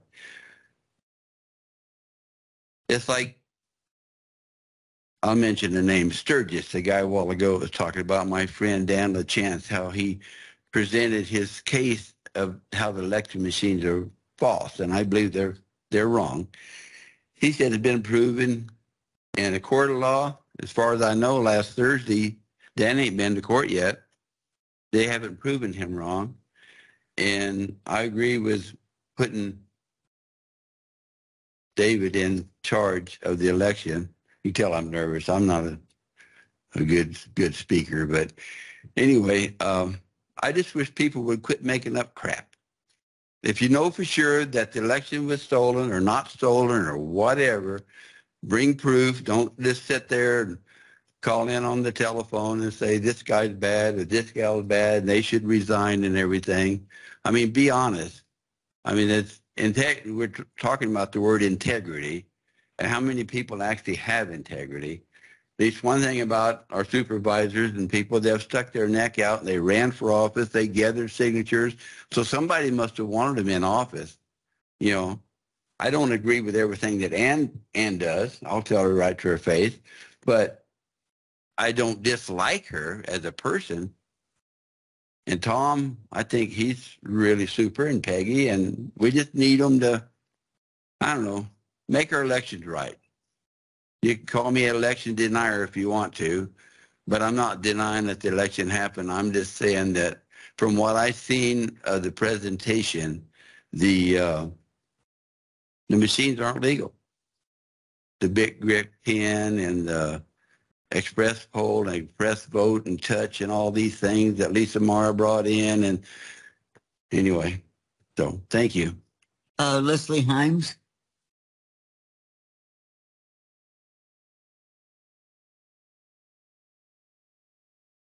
Leslie Himes, Hereford, Arizona. I strongly support David Stevens, County Recorder, as interim elections director. This move would be cost effective. I would also urge the board to adopt the full paper ballot and hand count system and eliminate the use of any voting or tabulation machines. I also wanted to say that Thursday's outburst and this morning's outburst by the county attorney really upset me. I believe Arizona Revised Statutes 11-532 paragraph 9 states that the county attorney is to act as the legal advisor to the Board of Supervisors, attend its meetings, and oppose claims against the county that the county attorney deems unjust or illegal. I could find nowhere in there where you were supposed to attack a Board of Supervisors, anyone on the Board of Supervisors, and it's shameful that the chairman has allowed this to go on in multiple meetings. Thank you. Tricia Giradek.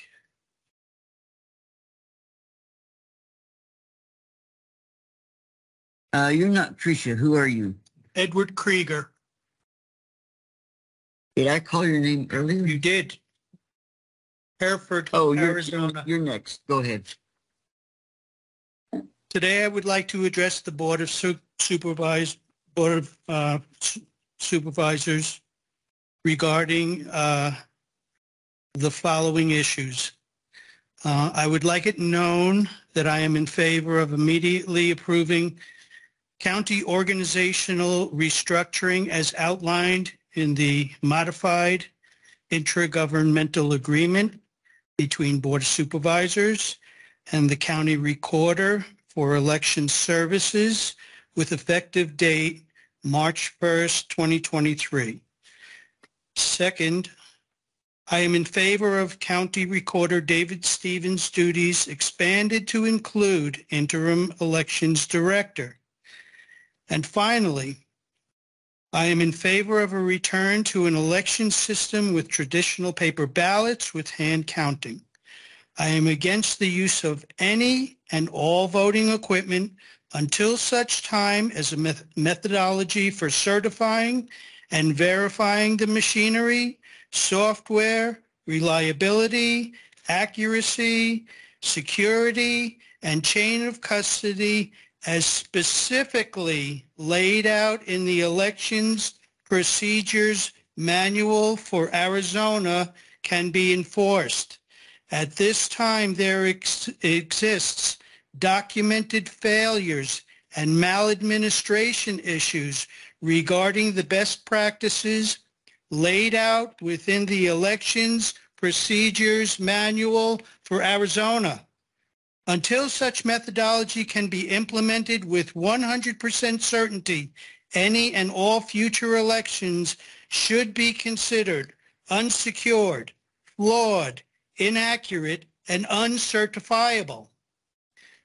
I would reference the Board of Supervisors consult a World Tribune article dated February 20th, 2023, titled, "In Lawsuit Documents, Dominion Employees Admit Voting Equipment Riddled with Bugs."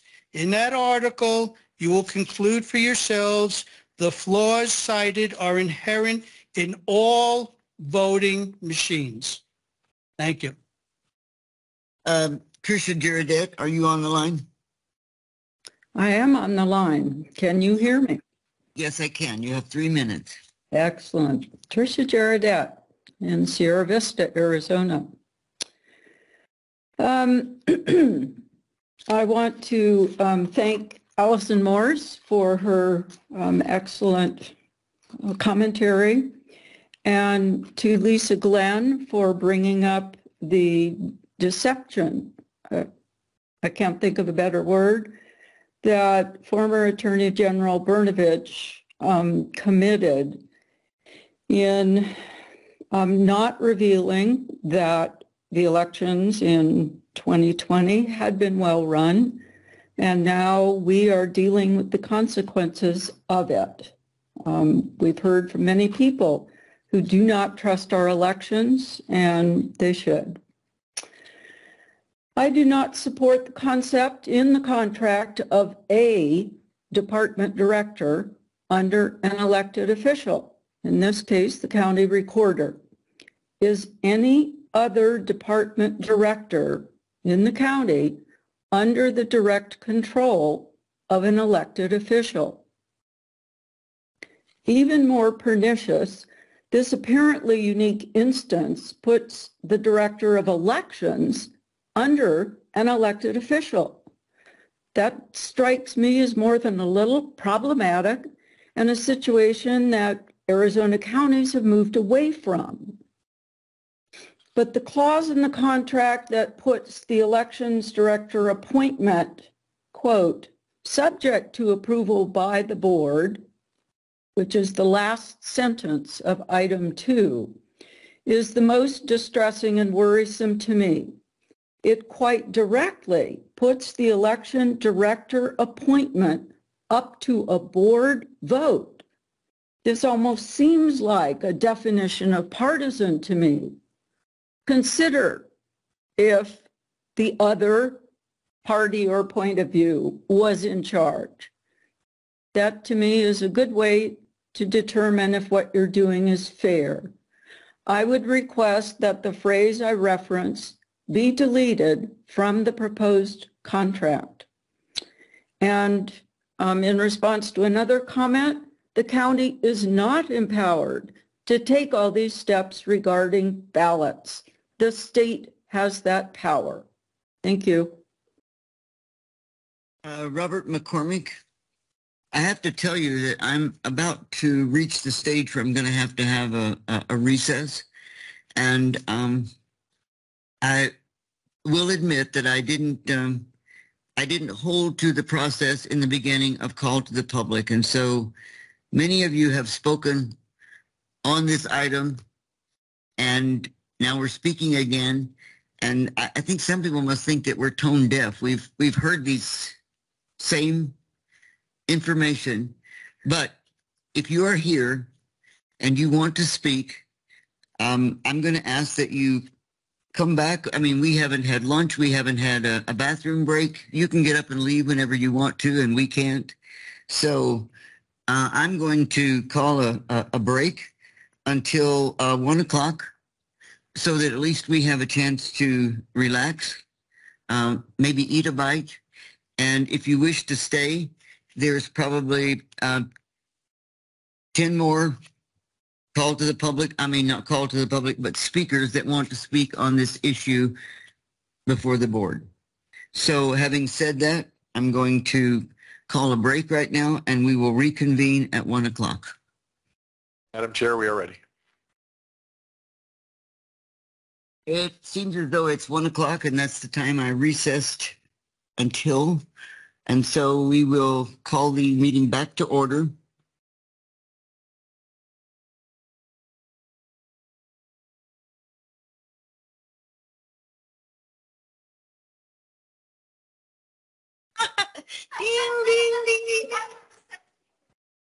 Ding, ding, ding, ding.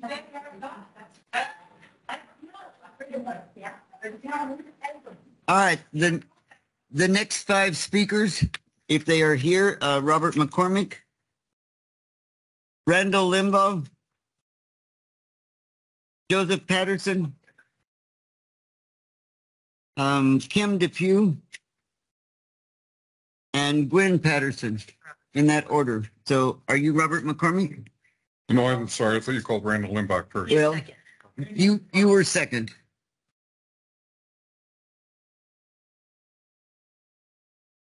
Yeah, my name is Bob McCormick, and I'm from Sierra Vista, as you heard before. I'd like to reboot those that stated that David Stevens is not qualified.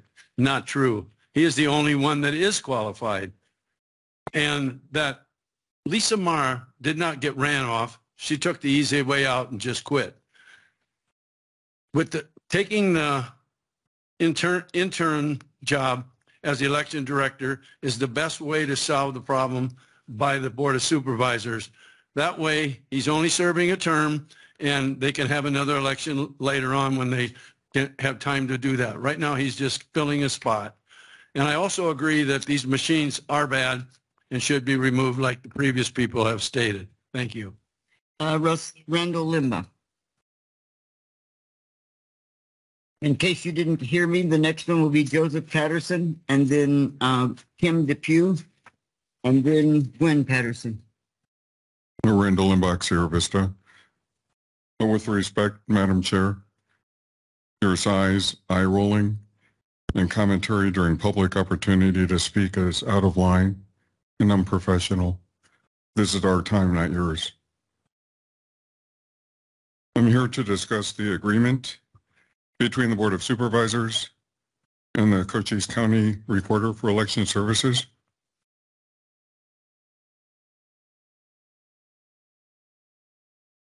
I strongly support this agreement, and I support David Stevens, County Recorder, as Interim Elections Director. He has a solid reputation as a public servant and is legally credentialed and qualified. I believe combining elections and recorder functions will prove to be more cost-effective and will provide greater consistency and oversight over the elections process. This in turn promotes public confidence.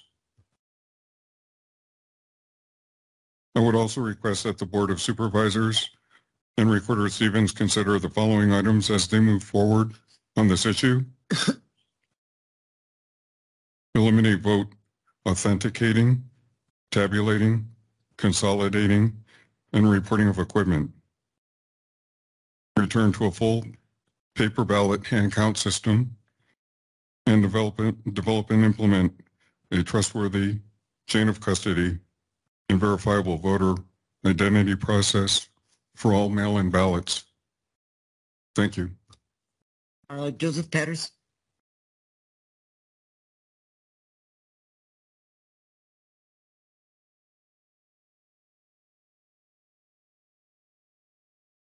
My name is Joseph Patterson from Sierra Vista, Arizona, and I am here to recommend approval on this agenda item.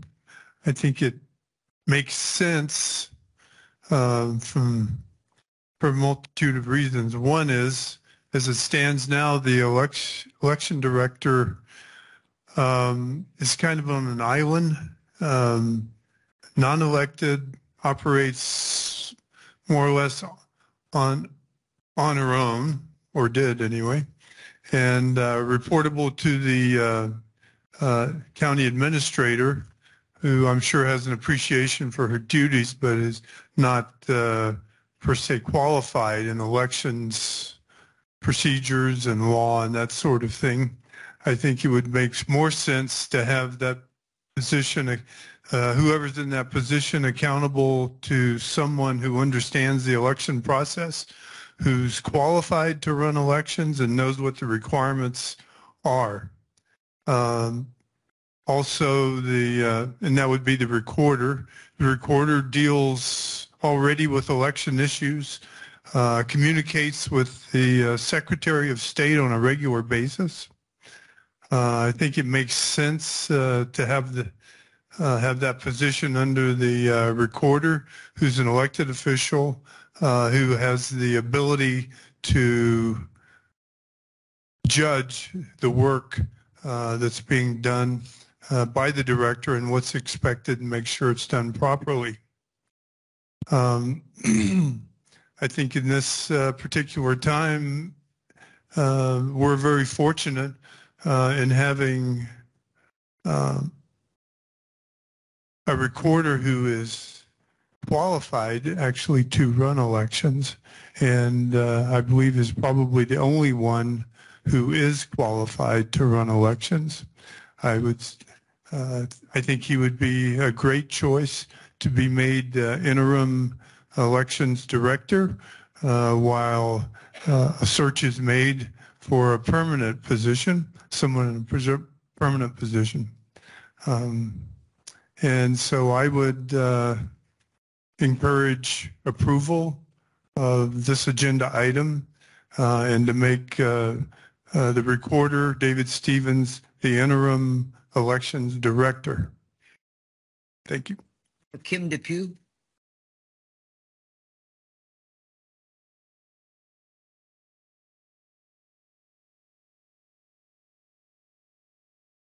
I had intended to yield my 3 minutes. However, thank you, Ms. English, for reminding me that conservatives have been shut out of government for decades. So now we're back and we want to be involved, and it's messy and it's not pretty.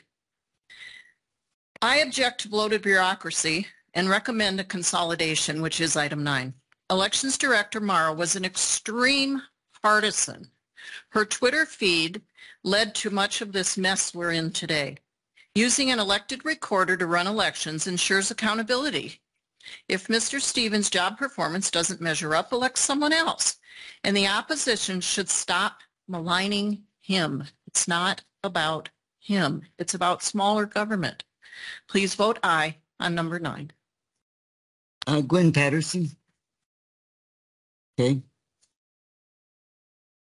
Next is Cindy, and I'm sorry, I can't read the last. It's either Truel or True. True.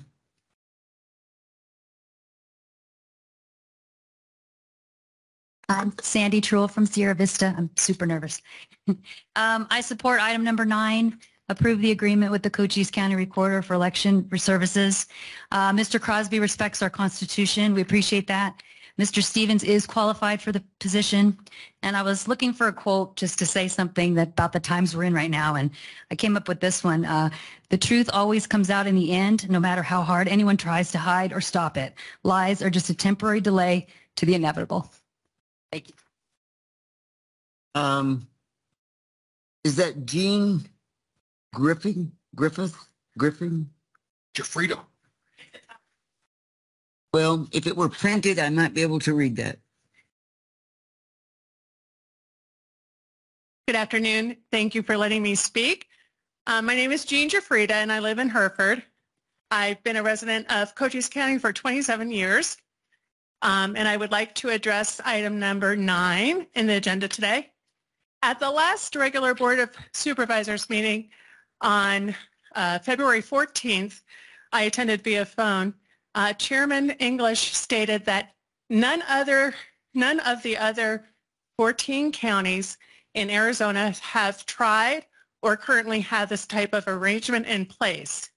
And according to an article that I read by Terry Jo Neff for the Arizona Daily Independent News, that was an inaccurate statement.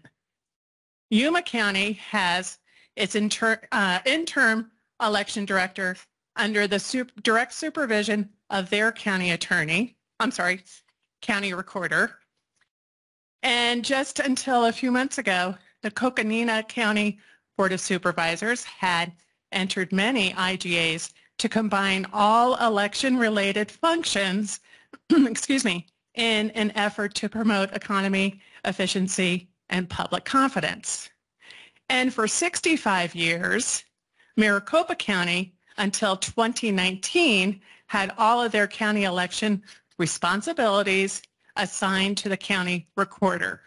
As a matter of fact, Maricopa County had 2 election directors, one under the Board of Supervisors and the other under the recorder's office. There were more inaccurate statements made at that meeting as well, to include that about David Stevens, the current county recorder, not being eligible to handle the scope of duties of the election director. This article stated that Mr. Stevens has completed all of his paperwork for the SURA certification, as well as being a state certified election officer for years, which he has to go and renew every couple of 2 years. I believe he is the only employee in the election department office currently. I believe he's the only one that does have the certification. Nobody else does. So that makes him very eligible to take on these responsibilities. And you know what? I confirmed that by just calling David Stevens and asking him. I don't know if anybody else has taken the time to do that. Under ARS 16, Mr. Stevens is already conducting many of the tasks and duties of the election process. So he is fully capable of performing these duties.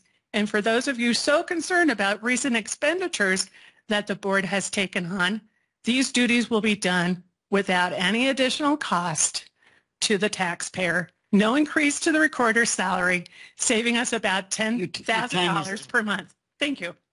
Wang Quan.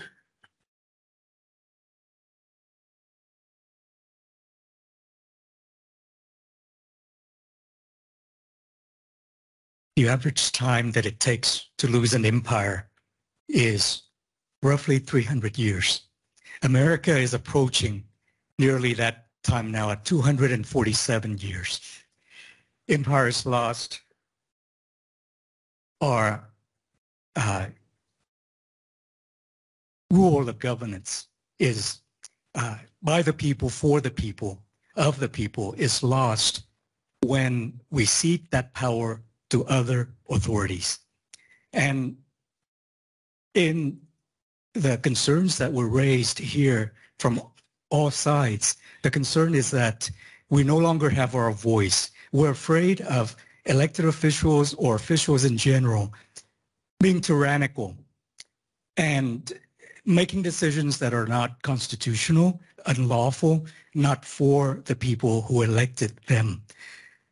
I would make a case for anyone that is opposing this agenda item number 9 for our recorder to step up to do the will of the people in conducting elections in ways that are fair and transparent and accountable for people.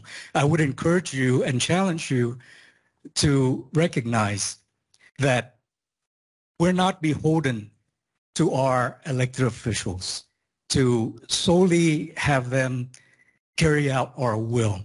We have the law and the Constitution which affords equal rights, equal justice upon everyone, every citizen. And when we ask for justice for our votes here, we simply want our votes to be counted fairly. Eligible votes, lawful votes, each one counted without loss, each one counted without dilution. We do not believe that we're getting this today. And in the proposal to have our recorder do this for us, it is a positive step because we have heard of his reputation. I have not met him in person. I hope to do so very soon here, but his reputation precedes him. He understands election integrity. He is qualified to validate signatures. He understands the recording process, registering voters. We're asking him to do the next step, which is to work with the Board of Supervisors to be to submit to the lawful authority of the Board of Supervisors and to conduct elections fairly. Outside, we see 3 flags. The United States. Your time is up. The next one is Wang Quan Nguyen.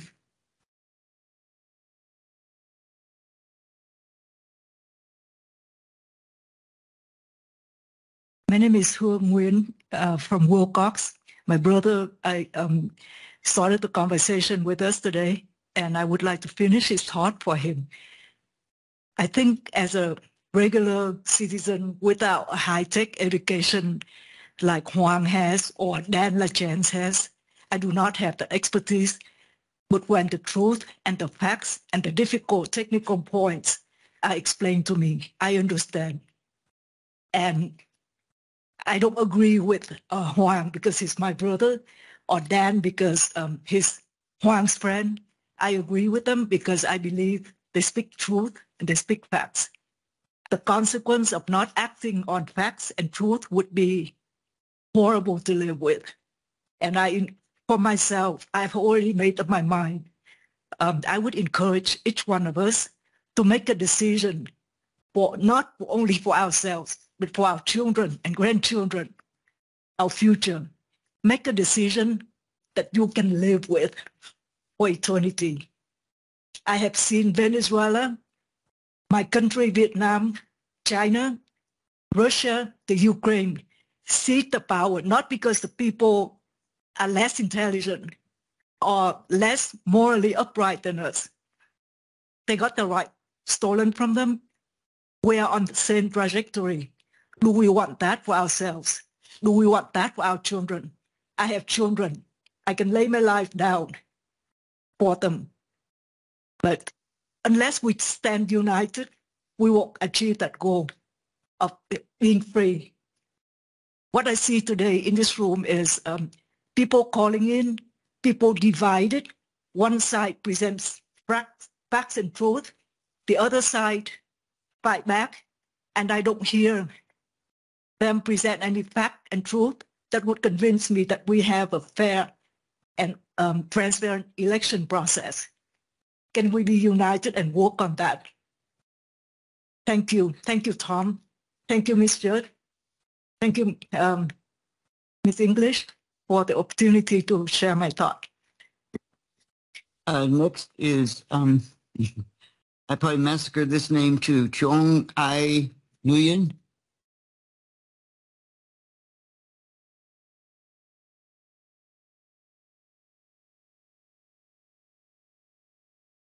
Hello, my name is Deng Ai Dang Nguyen. I live in Wilcox, Arizona, and I am here to say I approve of action that is on the agenda, action 9. And I'd also like to say that I support and I thank everyone who is striving to ensure that each one of our votes are counted honestly and fairly. And I'd like to remind each one of us that ultimately we answer only to God, and that I hope on the judgment day that each of us will hear the words, "Well done, good and faithful servant," for how we live our life and the decisions that we make today. Thank you. Tamara Birch.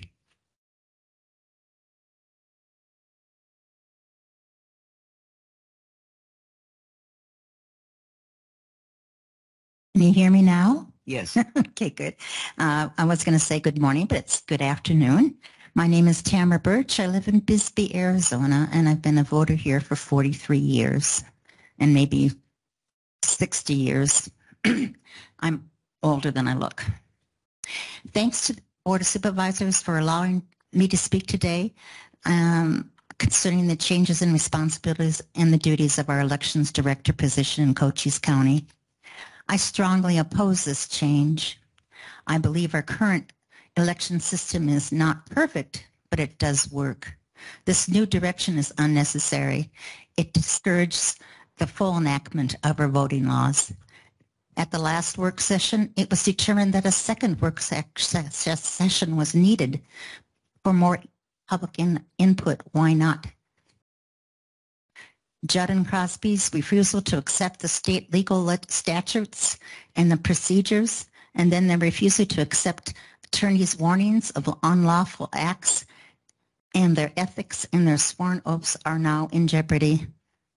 We, the taxpayers, have listened ad nauseum to their experts who seem to simply push the big lies that are destroying our nation. Any question for changes must be based on verifiable facts and reflect the majority of the citizens and constituents according to Arizona laws. Judd and Crosby cost us over $100,000 in bills, which the taxpayers are held responsible for frivolous lawsuits. Will there be another lawsuit because of these new demands made today? Who profits from these demands and who is harmed? Do they really think realistically we can do a one-day hand count of the 47,000 ballots? With the one that's coming up in May is just one issue, but the regular ballots will have many, many issues in many places, and it'd be hard to do that. Are they going to change to no vote centers? Are they going to insist on 100% hand counts? These continued actions disenfranchised and tried to disenfranchise voters, the 47,000 in the last election. Ignoring the council with their loyalty to their narrow views, apparently has set many people outside of this state and internationally not following their code of ethics. The election deniers who pretend to want to change, want to amend the elections department directorship, making it a partisan issue. State laws are not in accordance with this. David Stevens, as the election director, is a grave mistake. Your time is up. Thank you. I think we have completed the numbers that asked to speak either in person or online. Again, we had additional 32 that were opposed to this action and 23 who were in favor. I think that I need to bring to the attention of the board and the audience that before our meeting today, we received a letter from the Attorney General asking us to look carefully at the agreement. They had seen the draft agreement that we had, changing responsibilities. Knowing that this letter was sent to us, we asked to go into executive session, and it would be my recommendation, and for the board to consider, is that we not act on this today in order to get more information about what needed to be changed so that the highest ranking elected official, our public safety official in Arizona, which is the Attorney General, doesn't seem to be happy with this agreement. And so we need to find out if it can be changed so that they could support it or not.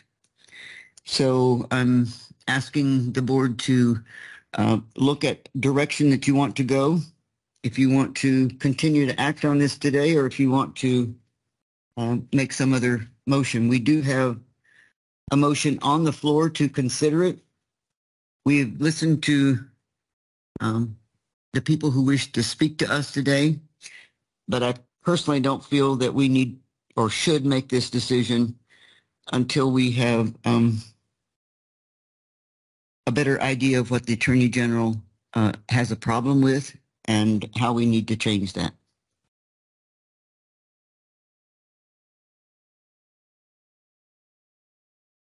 Ms. Judd?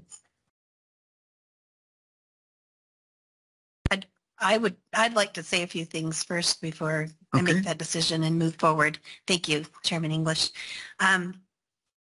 So I personally don't feel like there's any problem moving ahead today. I realize we've been advised. We have this letter. Oh my gosh. But it doesn't sound like it has a whole bunch of character or meat to us, or to me. Like, it doesn't have enough. It's not accusatory enough. It's almost like he didn't, or she, Chris Mays, didn't actually know what to tell us. She just wanted to tell us something to stop us. And I do appreciate our attorneys and our staff for looking into it and getting it to us right away. But it was given to us literally this morning. And I didn't see it until I arrived here a little bit before 10. So I haven't had a lot of time to look into it or worry about it, but I have seriously just taken into advisement, and I just don't feel comfortable putting this decision off. I know that we can put this together. We can have this happen, and we have a clause to get out of it if it looks like things are bad, and we can negotiate after we make the decision with the Attorney General. So I know it seems funny. I know there's a lot of people out there that have differing opinions on this, but I honestly, I've known David for a long time, Mr. Stevens, our recorder, and he's elected by the people. There may be a recorder in the future. This may turn out to be wonderful, and if it doesn't, we'll work on it. He's going to hire an elections director that's impartial. He is going to be impartial as an interim elections, or whatever he decides to do, because he knows his duty. And I trust him to do that. I served with him at the legislature, and he never was a wishy-washy person. He knew exactly what should be done, and he did it that way. And I don't know this Chris Mays. I do know that her experience, some of the things that she has done in her life have been questioned as well. You know, we were talking about our new attorney, or an old attorney general. I just don't want to put it off personally. Mr. Crosby, you have any comments? Well, just that we have two versions of this agreement. One is the Crosby version, one is the Stevens version, and I think that we ought to generally go with the Stevens version, except for one part of paragraph number 3. I wonder if we can get that up on the screen, Mr. Maddox. If not, I can read it. The Stevens version pretty much had the same stipulations as far as being the interim elections director as mine did, and the addition was under contracting authority, and it's very simple, this change. All service contracts for services acquired by the recorder shall be approved by the board, and I recommend changing that to subject to final approval by the board, so it doesn't seem like it's automatic. And if you do you have a copy of mine, Mr. Maddox, by any chance, for paragraph number 3?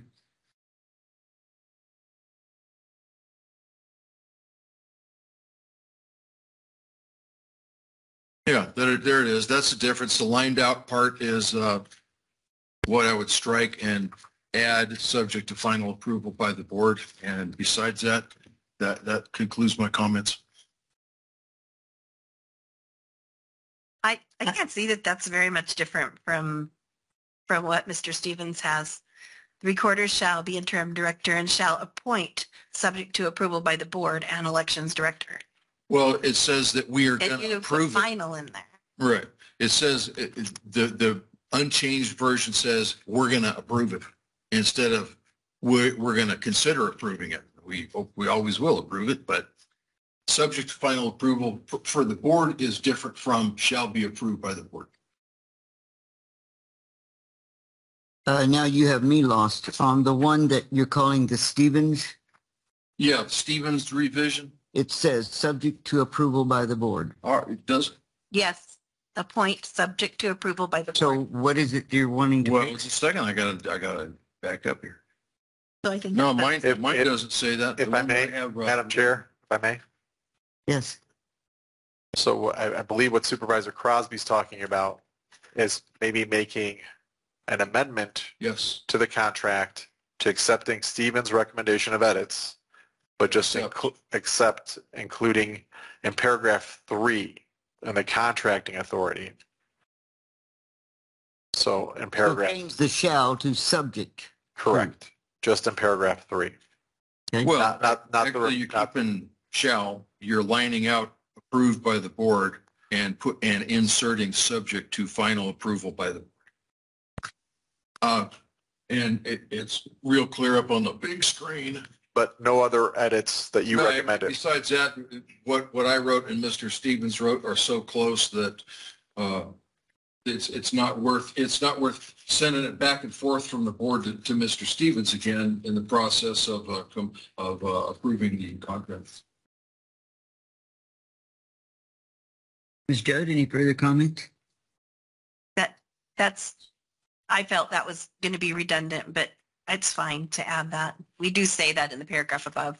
Okay, then I would make a formal motion that as... Wait, just a minute. Okay. The change to the number of days, that's in Stevens, right? That is true. That's good. 90 day. All right. So I approve of that. Everything else in the Stevens version I approve of. I thought this was important enough that, and it wasn't in Mr. Stevens' version that I put it before. For the benefit of the public, they didn't know that the change for the 90 days was in there. That's why I brought it up. And Madam Chair, if I may, I'll read that section. Just regarding termination, the change that's recommended is this agreement may be terminated by either party without cause upon 90-day notice given by a majority vote of the board at the public meeting or in writing by the recorder of the board.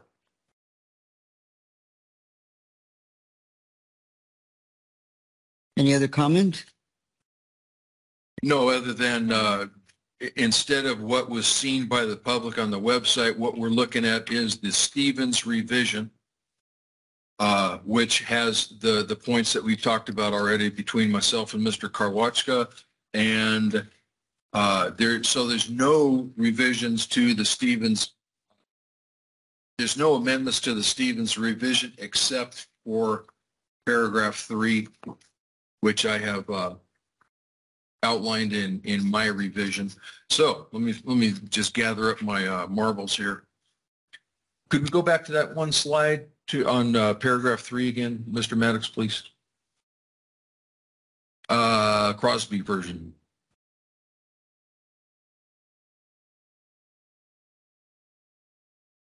There you go. Which one of you made the original motion? Crosby. Well, I think we need to change to the, instead of just saying the approve the agreement, it probably should be the Stevens agreement. Okay. With the noted changes. Okay.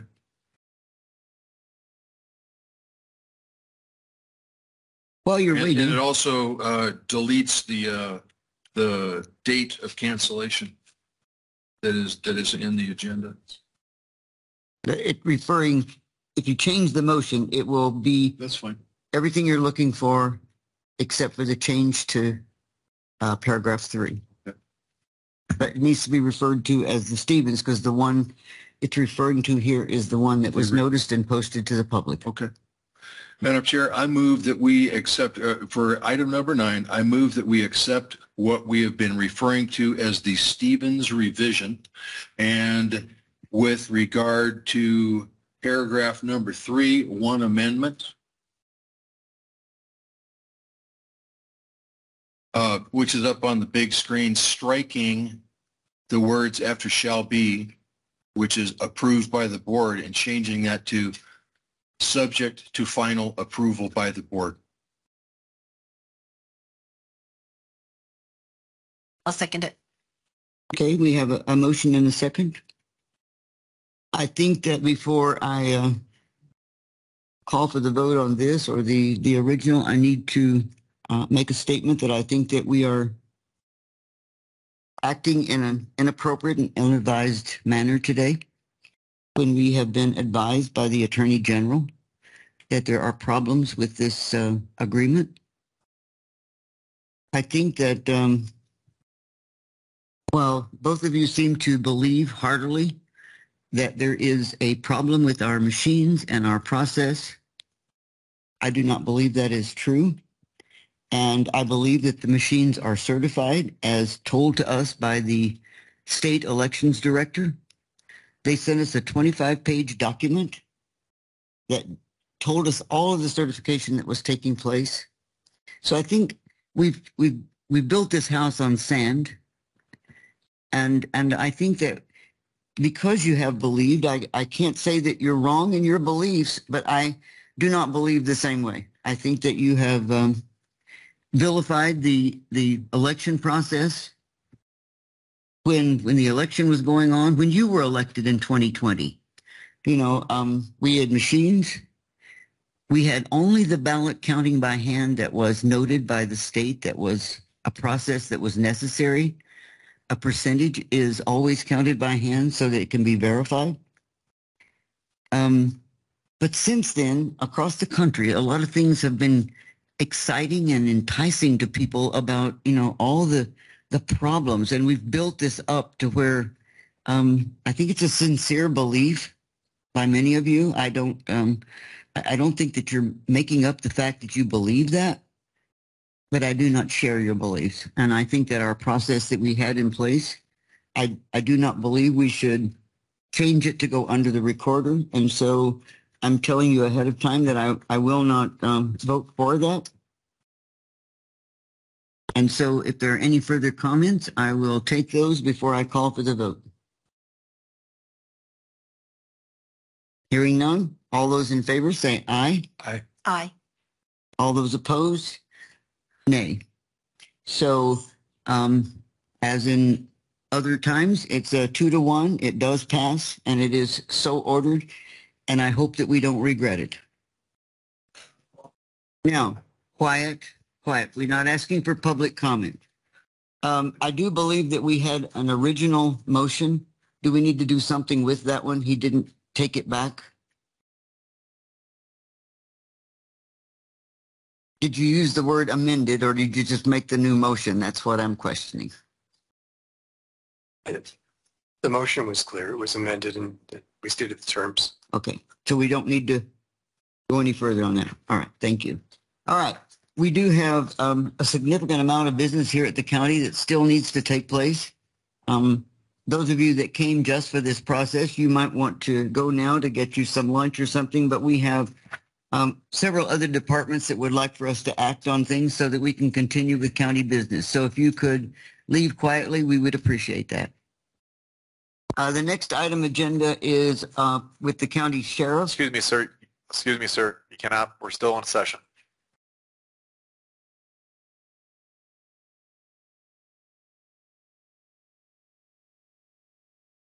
Okay, I need a motion to approve agreement M220060, and then we can discuss. Madam Chair, I move that we approve agreement M22-0060 between the Arizona Department of Emergency and Military Affairs, DEMA, Cochise County, and the Cochise County Sheriff's Office in the amount of $2,626,000 effective October 1st, 2022. Could I ask you to please go out in the lobby and speak? We need to carry on with our business.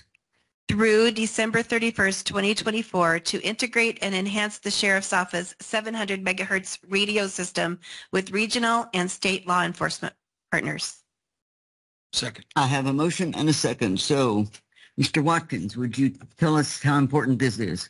Good afternoon, Madam Chair, Supervisors Crosby and Judd. Thank you for this opportunity to be here. I'm here before you yet again with another unique proposal that my boss, Chief Alinen, who sends his regrets he had to rush off to another meeting, put forth regarding his ongoing battle to bring state-of-the-art communication equipment to Cochise County first responders. He put forth this unique grant to get approved through the Arizona DEMA for $2,626,000. What this money is going to do is it's going to bring in state-of-the-art equipment to include backup systems to CCOM Regional Dispatch Center, as well as the communication infrastructure throughout the county. An example of why this is critical is that during the active shooter incident in Whetstone back in December, we had over 100 law enforcement agents in the field trying to resolve that issue, and we were effectively locked out of our communications equipment. So in addition to creating redundancy systems so that if one system goes down, it also increases the amount of repeaters we have in our towers, and all of this is done with zero fiscal impact, negative impact to your constituents. It's all 100% grant approved. It should always be my duty to find out what's it going to cost us next year. I know the initial buy, but agreements sometimes have to be taken care of every year. Madam Chair, I appreciate you digging into that, and I was prepared for that. So we have to pay annual maintenance fees anyway. The cost of updating and maintaining this additional equipment is minimal in comparison to our annual request anyway. A lot of the current software and the current infrastructure we have need to be replaced. So you're not going to see us coming back to you and being like, hey, we need an extra $100,000 for maintenance. If we were going to request additional money from you, that would have been happening anyway. However, this cost is also shared by all public safety entities in Cochise County that use our infrastructure as well. Okay, thank you. Any questions or concerns from I have a board? comment. So you said minimal impact to our constituents, but it's maximum impact when it comes to public safety. So Yes, ma'am. you meant financial impact, and that's good. But Yes, I want to make sure you know how important it is for us to have you all communicating properly. Thank you. Thank you for that separation, ma'am. I always talk dollars when I talk to you, but I appreciate you talking about big impact. Thank you. Thank you, Madam Chair. Yes, indeed. This the title of this was Border Fencing and Tech, and we've talked about the difference between a fence and helicopters before. I'm going to talk a little bit the difference about the tech, or the difference between a fence and a radio system. Titled Fencing, which fundamentally does prevent entry and southbound escape. This is really for radios, which doesn't fundamentally prevent illegal entry. And quoting from the agreement, the impressive statistical data from March 1st, 2022 through September 30th, 2022 reveal that CCSO experienced 751 human smuggling events, 693 load drivers and assistant load drivers, 73 juvenile load drivers, 395 victims, 42 failure to yield pursuits, 17 weapons seizures, and 2009 unlawful border crossers. So I'd like to comment that to the extent that resources were used for prevention of illegal entry of illegal aliens and contraband, all of the apprehension and pursuit statistics would be lower. In fact, theoretically, if there were no illegal entries, there would be no statistics, and that's kind of the dirty little secret. There's no press release. Regrettably, do you have anything in there about the radio system? Yeah, you bet. What he's asking for. It is better to determine the effectiveness of intervention strategies with apprehension statistics like the price of dope on the street, which is historically low, and incarceration rates of illegal aliens, which is very high and expensive. Nonetheless, I'm not against this. I just wanted to point out it's not a fence. It doesn't fundamentally prevent illegal entry. Okay. Like any other comments for a call for the vote? Thank you. All right. All those in favor say aye. Aye. Chair votes aye, and it's unanimous and so ordered. Thank you, Mr. Watkins. Thank you, You get to talk to us again about a bigger amount. Could I have a motion, please, to put this on the floor? Approved request to transfer $19,614.43 from the Cochise County General Fund to the Cochise County Sheriff's Office Patrol Overtime Fund to reimburse unforeseen expenditures stemming from 2022 elections. I'll second it. Okay, we have a motion and a second. Your request. Thank you again. As I committed to you, Madam Chair, at the beginning of this fiscal year, we started creating mechanisms to ascertain and document methods by which we consume overtime. And when we created the budget last year, we did not foresee having to fund security operations as well as other incidents relative to the 2022 elections. And as a result, we had to fund nearly 386 personnel hours between October 11th and November 24th, and November 18th. And that amounted to just under $20,000 in unforeseen overtime. The long-term effects of that is that our patrol overtime is currently just under $20,000 in the red, which means for me to continue to maintain calls for service and operate in the manner by which we do, we have to pull money from other funds of overtime such as SWAT overtime or training funds. And we are way too early in the year to start those discussions now. And we thank you all for showing up over here when we thought there might be problems. Any other questions or comments? The chair's points are well taken. Yeah, just thank you. Thank you. Okay. Any other comments for a call for the vote? All those in favor say aye. Aye. Aye. Chair votes aye, and it's unanimous and so ordered. Thank you, Madam Chair. Two today, so it's worthwhile. Thank you, Madam Chair. Supervisors. All right, number 12, from Developmental Services. Could I have a motion, please? Madam Chair, I move we approve revised real property lease agreement between Cochise County and the Arizona Department of Forestry and Fire Management at the Bisbee Douglas International Airport for additional space in the terminal building and other areas of the airport, and to increase the monthly lease amount from $1,500 to $3,000, effective February 1st, 2021 through January 31st, 2026. Second. Okay, we have a motion and a second. Mr. Coxworth. Thank you, Madam Chair, members of the board. This is a revised agreement with Arizona's Department of Forestry to lease additional space in the terminal building at the Bisbee Douglas Airport. There will now be two groups from Arizona Department of Forestry personnel located at the airport. The first group has been there for a number of years. This group is responsible for fighting the forest fires that we have here. This new group we're having, the second group, and the reason for this revised agreement is really responsible for brush and forestry management to help prevent those fires from occurring in the first place. So this lease is for an additional $1,500 a month for a total of $3,000 a month. And the tenant improvements to the terminal space where they wish to occupy will be the responsibility of the tenant.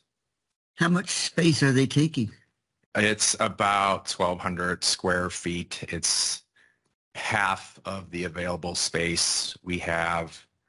And there's a drawing in your packet of the space they're actually taking, but it's about half of that space, about 2,400, so about 1,200 square feet. Well, I think we need to seriously look at the fact that we have more than just fire services at the airport, so. Correct. Currently in discussions with other potential tenants for that other half that are more aviation related. Good. Any other comments or questions? No, just I appreciate that basically you already have the customer for that $3,000 bill. Yes. Their bill, right? It's income for us. Okay. Yeah. Any comment? No. Okay, I'll call for the vote then. All those in favor say aye. Aye. Aye. Chair votes aye, and it's unanimous and so ordered. The next one is yours. Now we're going to spend that $3,000 that comes in. How quickly do we? Need a motion? Yes. Madam Chair, I move we approve contract with Floresco Services to construct an entryway monument sign at the Bisbee Douglas International Airport in the amount of $51,480. Second. I have a motion and a second. And thank you, Madam Chair, members of the board. This is a contract with Floresco Services to construct a new monument entryway sign at the Bisbee Douglas Airport. The cost of the sign is greater than $50,000, which required a public bid process. Floresco Signs is the lowest bidder, and they also provided the better proposal of the two that we received. The sign is funded by $25,000 from District 2 Community Enhancement Funds, and the remaining balance is funded by the Capital Improvements Fund. Any questions or comments? How long will such a sign last? I anticipate, I don't really have a number, but I mean, it'll be at least be 20, 30 years. We're going to build it as a monument sign. It's built out of stone, concrete. So unless somebody runs into it, which sometimes happens. Lower lifespan. We may have to have it repaired, but I anticipate it's going to be there for. And it will have lighting. And it will be provided power for lighting, correct? Any other questions, comments? No, I think it looks good. I think it looks great. For sending that out. Okay, if no other comments, then I'll call for the question. All those in favor say aye. Aye. Chair votes aye, and it's unanimous and so ordered. Thank you, Dan. We have another Dan coming on. Emergency Services, could I have a motion, please? Madam Chair, I move we approve sub-recipient agreement for the Emergency Management Performance Grant, EMF 2002 EP 00009-S01 with the Arizona Department of Emergency and Military Affairs up to the amount of $223,156 effective July 1st, 2022 through June 30th, 2023. I will second that. The number EMF 2022. not You 2002. left 1-2 off. Oh, I'm Yeah. afraid I wasn't gonna have any zeros on the other one. Sorry about that. Yeah. Anyway, I'll second that. Okay, we have a motion and a second. Dan.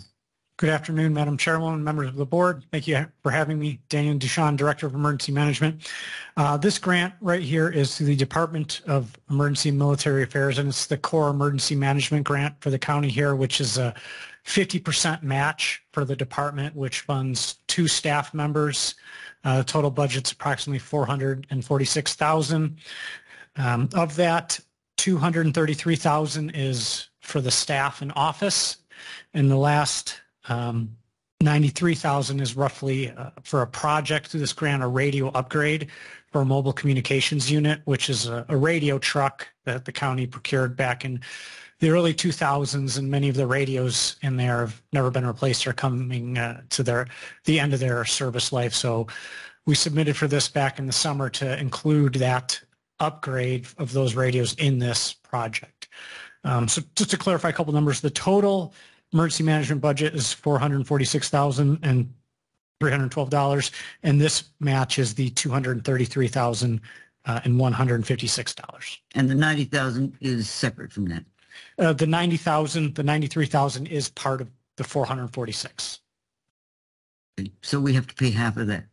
Yes. So the general fund normally matches the staff and operations, and the IT computer replacement fund or technology replacement fund would match the radio upgrades. Any other questions or comments? No, Madam Chair. Nope. I just wanted to make the comment, you know, you're new at that position, but every time this group, emergency services, comes to us, they always say, but you only have to pay half. You only have to pay half, you know, but $500,000 is still 225,000, you know. I unfortunately can't say it won't cost the general fund a thing. Right. But it's on sale. Right. half price. Okay. Any other comments? No. All right. I'll call for the vote. All those in favor say aye. Aye. Chair votes aye, and it's unanimous and so ordered. Thank you. Thank you, Dan. And now we go to health services.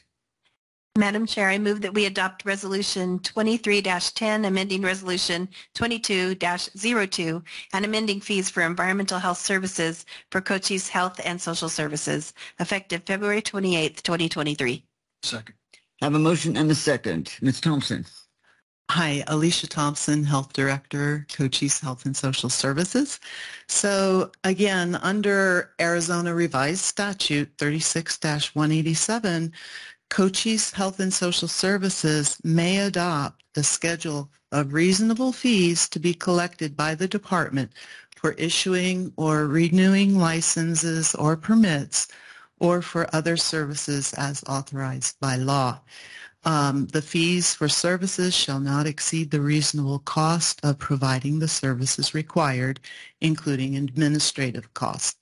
And so we've had a few work sessions where we've gone over and provided the Board of Supervisors with the information on how much does it cost us to do what's required by law in environmental health with our inspections. And we've presented those costs, and at the last work session, you had indicated that you just wanted us to bring it up 1/5 higher. And so that actually you said 2/5 higher. And so that's what we did. Those are the environmental health fees that were noticed and put into the paper and on our website. And so we're asking for the Board of Supervisor to approve this revised fee schedule for environmental health.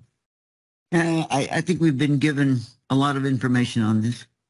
And I think that it's one of the things that touches all of us when we have small businesses who complain, and food trucks who complain, and we keep saying to them, we don't make these rules, but we do have to come around and check.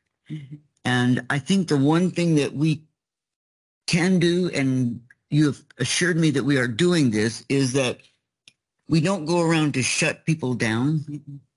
but we give them an opportunity and tell them what needs to be done and a length of time in which to do it. But like I say, for many of our really small, and that's how a lot of people enter business, is with a small food establishment making cakes or some kind of little taco stand or whatever. So I think we've been trying to transition into like we did in community development, not charging people totally what it costs us to come out and look at that house and help you to decide if it meets the code or not. But like I say, these fees are higher.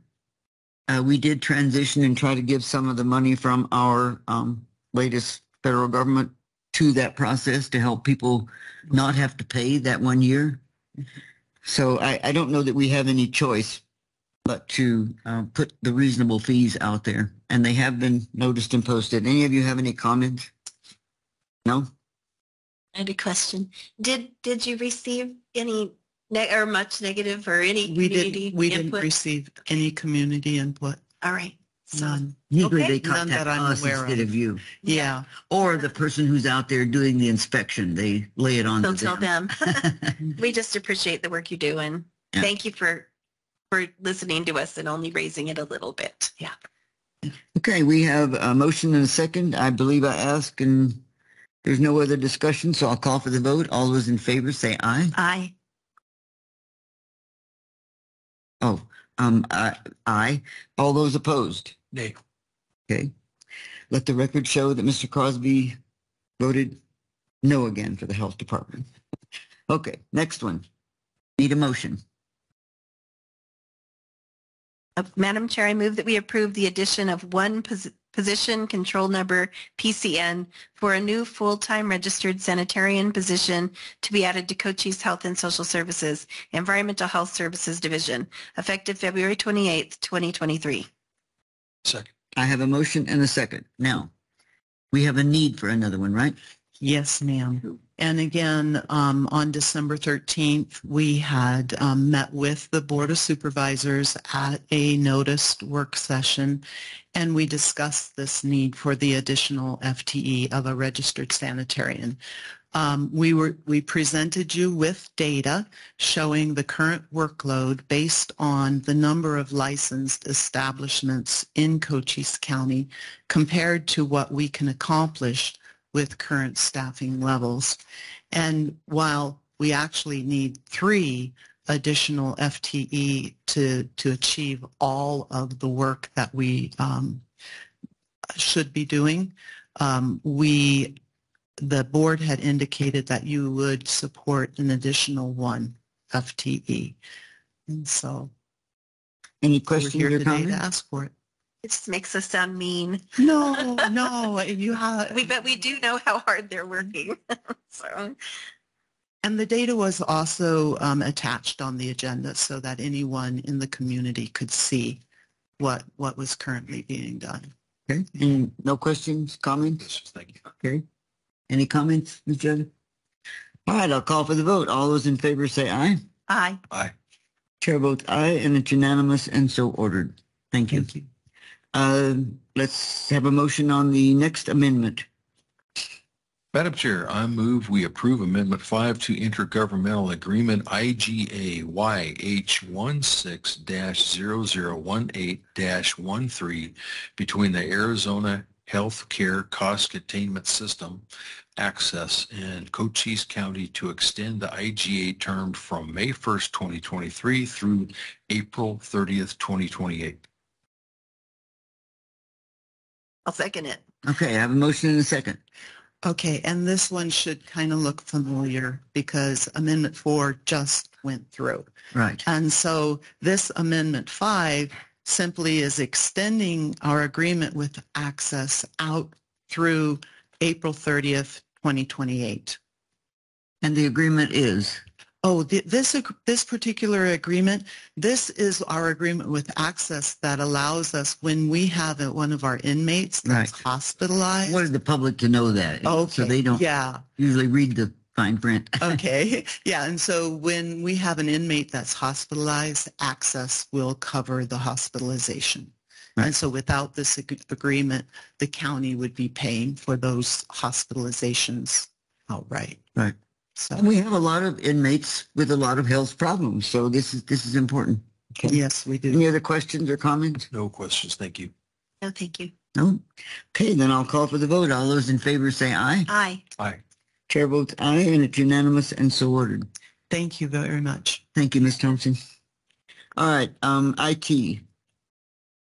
Madam Chair, I move that we approve memorandum of understanding between the Arizona Department of Emergency and Military Affairs, Arizona National Guard, and Cochise County for cybersecurity consulting and assistance if needed.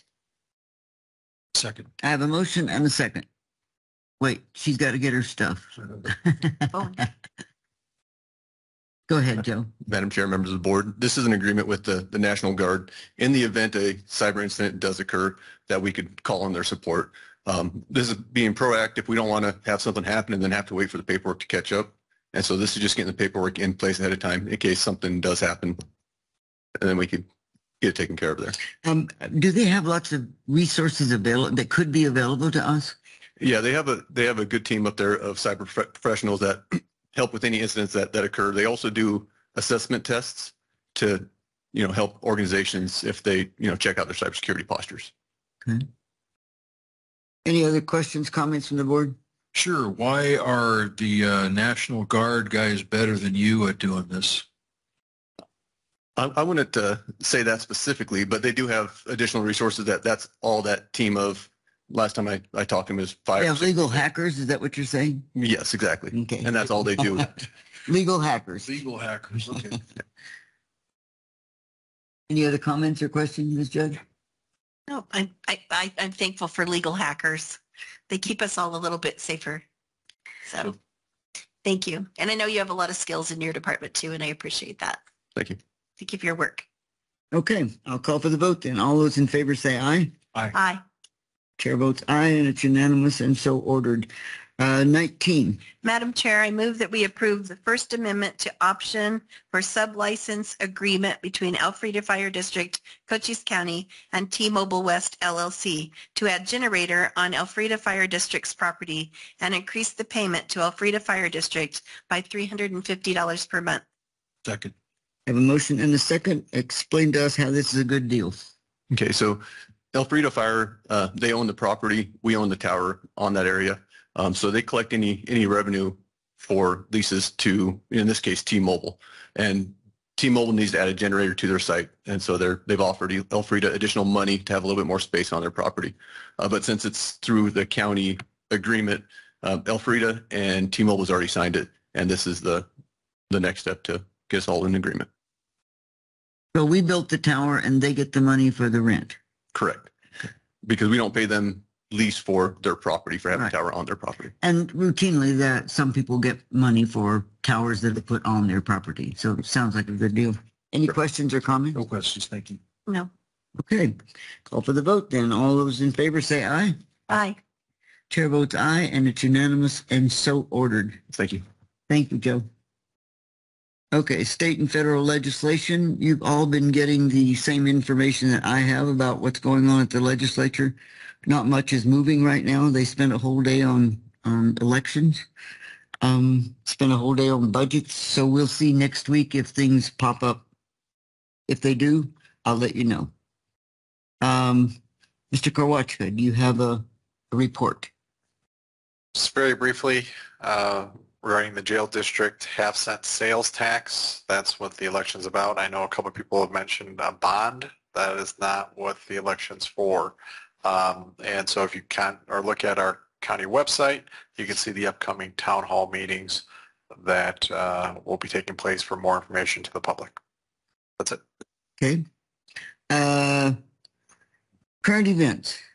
Mr. Crosby. I'll pass. I think it was good that we had the new Secretary of State down here. Wanted the people to know that they offered their services for elections for any help that we needed.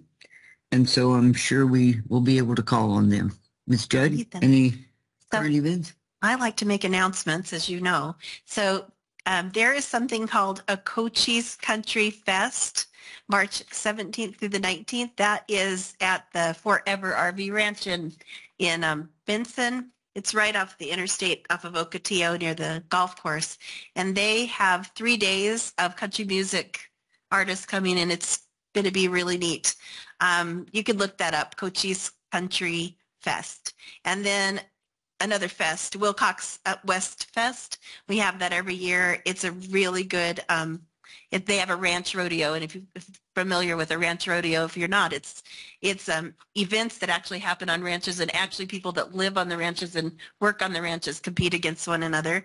That's April 14th through 16th. So those are events coming up in March and April. And instead of telling you about it the day before, like I did with the ag day, I wanted to tell you about it a little bit ahead. So March 17th and April 14th. Okay. Those up, Benson and Wilcox. All right. For your information, our next meeting will start at 11. That was our dream, our hope when we put this together. But I'm sure you've contacted the departments that we're meeting with, and could you tell me what time you told them to appear? So we're meeting with them in here? We're going to meet in the next room, and we can meet at there 2:15. Okay. We can take a So small break. for everyone's information, this meeting is going to be adjourned as soon as I let you know that at 2:15 we will begin our regular work sessions that we had scheduled for today starting at 11. So thank you all. Meeting adjourned.